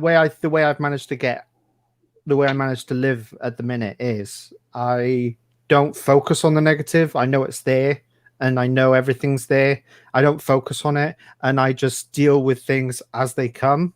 Mm-hmm. I don't push things in my way to say, right, you need to do this, you must do this, because every time I've tried that in the past, I've put that there to say, right, get up, do what you need to do that. I just get closer and closer to the time, and then just it passes the time and everything's gone. And what I was supposed to have done, I don't do. So what I do is I let things happen as they come, and I try to spin it in a more lighter way than normal, purely because of it's like I'm long past the place I was where I almost vanished from this planet. And I'm past that now. I'm not there anymore. I do still have low moments, but not, and this is really getting deep now. I still have low moments, but I'm not in that place anymore. And it's partly due to my wife, because you know, without her, I definitely wouldn't be here now. So yeah, I understand. I'm glad you are, Nos. I'm very glad you are. I appreciate that, Ricky. But yeah, and it's great that you're being very open and honest as well, because there's people who might watch this who can relate as well, or might want to go and get help as well. So it's really good, and you're being honest as well. Yeah. But yeah, cool. Okay, let's run through some comments and start thinking about wrapping it up. So Pablo is saying, have you seen the Samuel L. Jackson every time he says motherfucker? Unbelievable. I'm assuming that's a video on YouTube. I'm gonna have to look for that. And look who it is. It's my mate and yours, Ant. Fuck my life, I forgot about this. How's it going, Ant? Thank you for joining us. Evening, you lot. Evening to you as well. Absolutely, Ant. Has anybody seen Dogs attacking us? just like Jabba's Kingdom? Has anybody seen Doomsday? That flick's a real blast. Is that the one with Bob Hoskins? Yeah, it is. No, yeah, it is good. Not seen it for a long time. This is fantastic. That's the same guy who did. That's the same guy who did the werewolf film, isn't it? Dog Soldiers and the Descent. Dog Soldiers, yeah. The Descent, what a film. That's really good. That is another fantastic film. I loved how they spun the end. I'm not going to say what happens, obviously, for people who haven't seen it in the comments. I really think everyone, if you have people in the comments world, if you've never seen The Descent, go see The Descent. Yeah, definitely. And number 2, I thought that was great as well. Larry's got to go as dinner is ready. Catch you all later. Take care, Larry. Thank you very much for joining us. Has anybody seen Eat and Run, 1987 alien comedy film? No, Matthew. You've got some... Matthew's pulling them out now, isn't he? You want to see his VHS collection? Jesus wept. It makes Gareth look small. If you get my drift. Yeah. All the 80s action stars are old as fuck now. Do you think you could take one in a fight? No. Muhammad Ali, I reckon. I reckon I'd have him now. Did you ever see Sylvester Stallone and Muhammad Ali have a little bit of a fun fisting on stage one time? So it's quite good. Fun fisting, eh? Yeah, it was. He said that he stole his life story. Yeah. I don't know. Because again, you don't know. Like Arnold Schwarzenegger, he might just be soft as shite. You never know. Oh, no. Have you seen the video of someone that drop kicked him from behind? Yeah. Hey, if that was a normal... got right back up and was like... If that was a normal pension, that they would have been down, wouldn't they? Yeah. And apparently it was just a fan that wanted him to buy a Lamborghini for him. And that was That's the a only good way way to get a his Lamborghini out of somebody. Boot him in the Why back. are you in the back and I get you a Lamborghini? All right, mate. No, but that's it. And yeah, the first video that got spread around was from the point of view of Arnie falling forward into someone. Yeah. So you saw Maybe that. that video. Yeah, when you saw it from the back, you saw it. Arnie 4 foot. Then he just gets up and he's like, brushes himself off, turns around, and he's like, "What's going on?" I'm surprised though he didn't smell him, because he said in Commando he could smell that guy creeping up from behind. Perhaps he wasn't downwind. Maybe. But yeah, I think he's used to it though, Arnie. Can you remember when he was running for governor of California and somebody egged him? And then he just got on stage, didn't he? Next time, throw some bacon. You can't have eggs without bacon. What a legend. I saw a little about that, but I didn't follow much of his governator time. Yeah. What a legend that guy was. Do you think you could take anyone, Tony? Nah, No. I'm a big softy. No. Right. Excellent question, Tasties. It was. Inside I'm Dancing is sad at the end. Inside I'm Dancing. I've never seen that. I'll have to look that one up and give it a watch. The film I cried out recently was Aretha. Is that about Aretha Franklin? Yeah, the film was called Respect, and yeah, it is a fantastic movie. In all seriousness, here are 2 films for the Liverpool-Irish connection. If yours ain't seen them, get them watched. Song for a Raggy Boy and the Magdalena Sisters. I've seen the Magdalena Sisters. Magdalena Sisters. Yeah, it's an old one. It's about women when they were put into the Magdalena laundries, if they got pregnant out of wedlock or if they were a bit, yeah, they put them in there, and it was a story about that. It's quite, it's good. Was that like the old textile museums in the Northwest then? The textile sweatshops they used to have up there? Yeah, it was. They were run by the Catholic Church, I believe. So it was a lot about, discipline and what went on. When you think about that kind of stuff. I'm trying not to offend anybody, religious or whatever, but it was quite traumatic with the people that were stuffed in there. Yeah, I used to live in Rossendale in the Northwest, and they had a museum, a textile, and they used to get kids who are in there about 10, 11 years old, and they're doing like 14-hour days and stuff like that. You think, Jesus, what? What am I? I don't even know whether you're being serious or whether you're cracking a joke. No, that's. I used to live in the Northwest. And so that's an awfully sweaty shop, is what you're saying. One of my army mates is from Rosendale. Yes, yeah. It's a great place, Rossendale. Yeah. Always pisses it down, though, because you're in a valley. That's the only problem. Rosendale.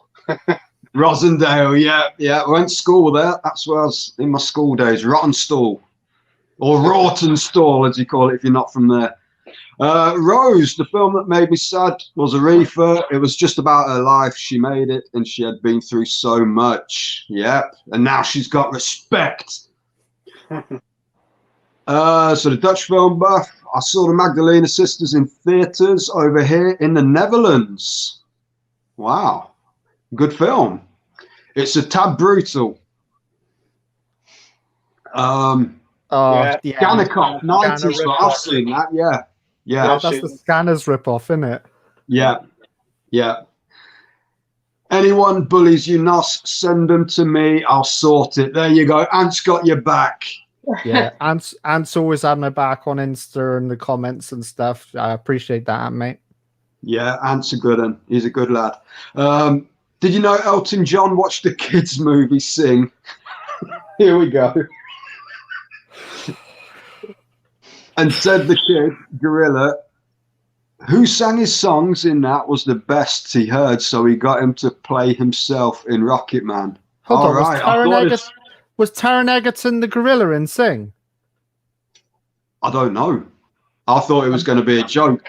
I'm pretty sure if Taron Egerton plays Elton in Rocket Man. So if he's the gorilla in Sing, then Freddie just actually did another serious comment. Yeah. We should all be worried about him. Yeah, I think we need to check his temperature. But Rose is saying she's glad you're here. So are we, Nos. 2 movies that I liked on some other mental health issues are Keen and Clean Shaven. Anyone's? No, I've not. Not seen them. The only thing I think of when someone says Keane is Roy Keane from, Man United times. No. Yeah, he was a violent Man United player, basically. He thought he was fucking Eric Cantona 2.0. Yeah. Sorry, this is that's deep cuts for when it comes Man United. That's deep cuts for Man United, that is. Eric Cantona freaking drop kicked a Crystal Palace fan because he mouthed him off. There's Belfast released over there. Phenomenal film. I don't think I've seen that. No, not it, though. No. There was a film I've seen about an English guy or a soldier in Belfast. and it's called 1979 or something like that. And that was quite a good film, but I don't know if it's got a different name in the States. It's quite relevant as well because you're from Wales, aren't you, Nos? I don't know if what's the situation between the Catholics and the Protestants out there? Not as bad as anywhere else. It's about the same as it is here. I say here, by the way, because I technically live in England. But sorry, Nos. Sorry, I just no, don't be sorry. It's fine.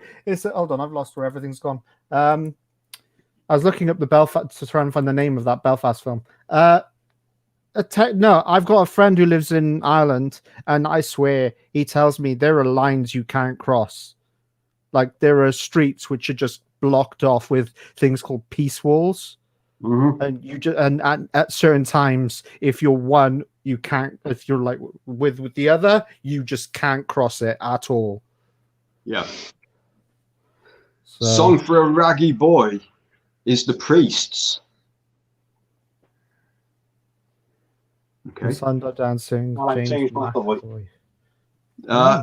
Yeah, James McAvoy in a wheelchair. Very good film. I've not seen it. I've not even heard of that, to be honest. Anyone seen Surf Nazis Must Die? 80s film. Yes. Have you seen it, Nos? Yes, that's hilarious. It's bad movies. It's a bad movie. It sounds it, yeah. Vass is asking, has anybody seen Fearless 93 with Jeff Bridges? It's a real emotional ride. Fearless, yeah, I think I have. Vast Man, that's one of my favorites ever. Oh, 71, not 79. Yeah, that was the name of the film. And it was a good one. It's very cheap, but it was done really well. Right, no one knows that movie for some reason. Thought it was made by Peter Weir. Are we talking about the Nazi zombie surfers? I don't know, but we're at the end. Oh no, we're not. They've got like shark. Yumi and Marley filmed where I went to school in Greater Manchester, based on Belfast Joyriders. I thought You, Me and Marley was a dog film. Oh, that's Marley and Me, isn't it? No, Sorry. I've actually heard good things about the film You, Me and Marley. I've not actually got around to watching it yet, though. It's on my list of films to try and find. Yeah. That's not like Marley and Me, is it? No. No, that's what I thought when I saw Marley, but no. Magdalena Sisters is the Nun Song for a Raggy Boy is about the priests. Right, okay. And we are now at the end of the comments, so we're going to wrap it up because we've gone on a bit longer than Danny and Tony wanted. They said 9:30, so I'm very sorry, guys. Is that okay? Yeah, it's fine. So everybody, thank you very much for joining in as well in the comments. What I miss about the low-budget films of the 80s is the old guy with the deep voice who used to talk over the trailers. Yes. Yeah. Yeah, it's like in a world. Yes. Yeah. Can I ask you a question? You asked us a question at the start of this about what film we're waiting to get, or what new release we're waiting to buy. I wanted to ask you, but then we carried on with the finger. So just to summarize it, what's your most anticipated film that's ready to release? Soldiers. Or was it? Dog Soldiers. I'm sorry. Dog Soldiers. Or the new Bond film as well. I've pre-ordered that. It's out on the 20th of December. I don't think I'm going to get a chance to see that in the cinema, so I'm going to have to wait now till it comes out. I have a gripe about that, but that's just a physical media gripe. 4K it's not out yet, is it? No, 4K releases for Casino Royale to Spectre are all the same. The slip covers are all the same, like the same color, same style. Then they're releasing No Time to Die in a completely different, unique style. So I'm going to have it's going to mess up your display. And it's just like... Don't lose too much sleep over it, Nos. I won't. It's just annoying. Yeah, I know what you mean. Raymond saying, I bought a Warner Archive Blu-ray. I don't know if it's still available in the US. Take care, got Pete. Be safe. yeah. Take care, Ants. Thank you for joining us. It is Yeah. greatly appreciated, my friend. Vast top stream, guys. Thank you very much. Gan Canny chaps. Ricky, leave links again, mate, of your links. Well, yeah, I've done it. I've left links to all the channels in the description, Pablo. So get subbing, spread the love. That's what this show is all about. This was a great stream, guys and lady. Enjoyed myself. Thank you very much again for tuning in. It is greatly appreciated. Absolutely. Links of your guests. Yeah. I think I've already put the links in the description, Pablo. So yeah, check them out. They're all great channels, all three of them, brilliant channels. And thank you very much, everybody, for watching. It's really appreciated. And thank you, Nos, Danny, and Tony for joining us. Yes. I'm getting tormented by this toddler, your dog. She's bugging me. Gareth's asking the same question again. How much would it cost to get Bruce Willis on your channel? Not a lot, I don't think. I'll have to reach out to him, so I'll slip you a $5. Come on. He'll probably say yes. He's been on some dodgy stuff, hasn't he? But yeah. And John is saying good night as well. Good night, John. And Good night, God bless to you all. Stay safe. Thank you very much for watching. Catch you next time. See you, bye. Bye-bye.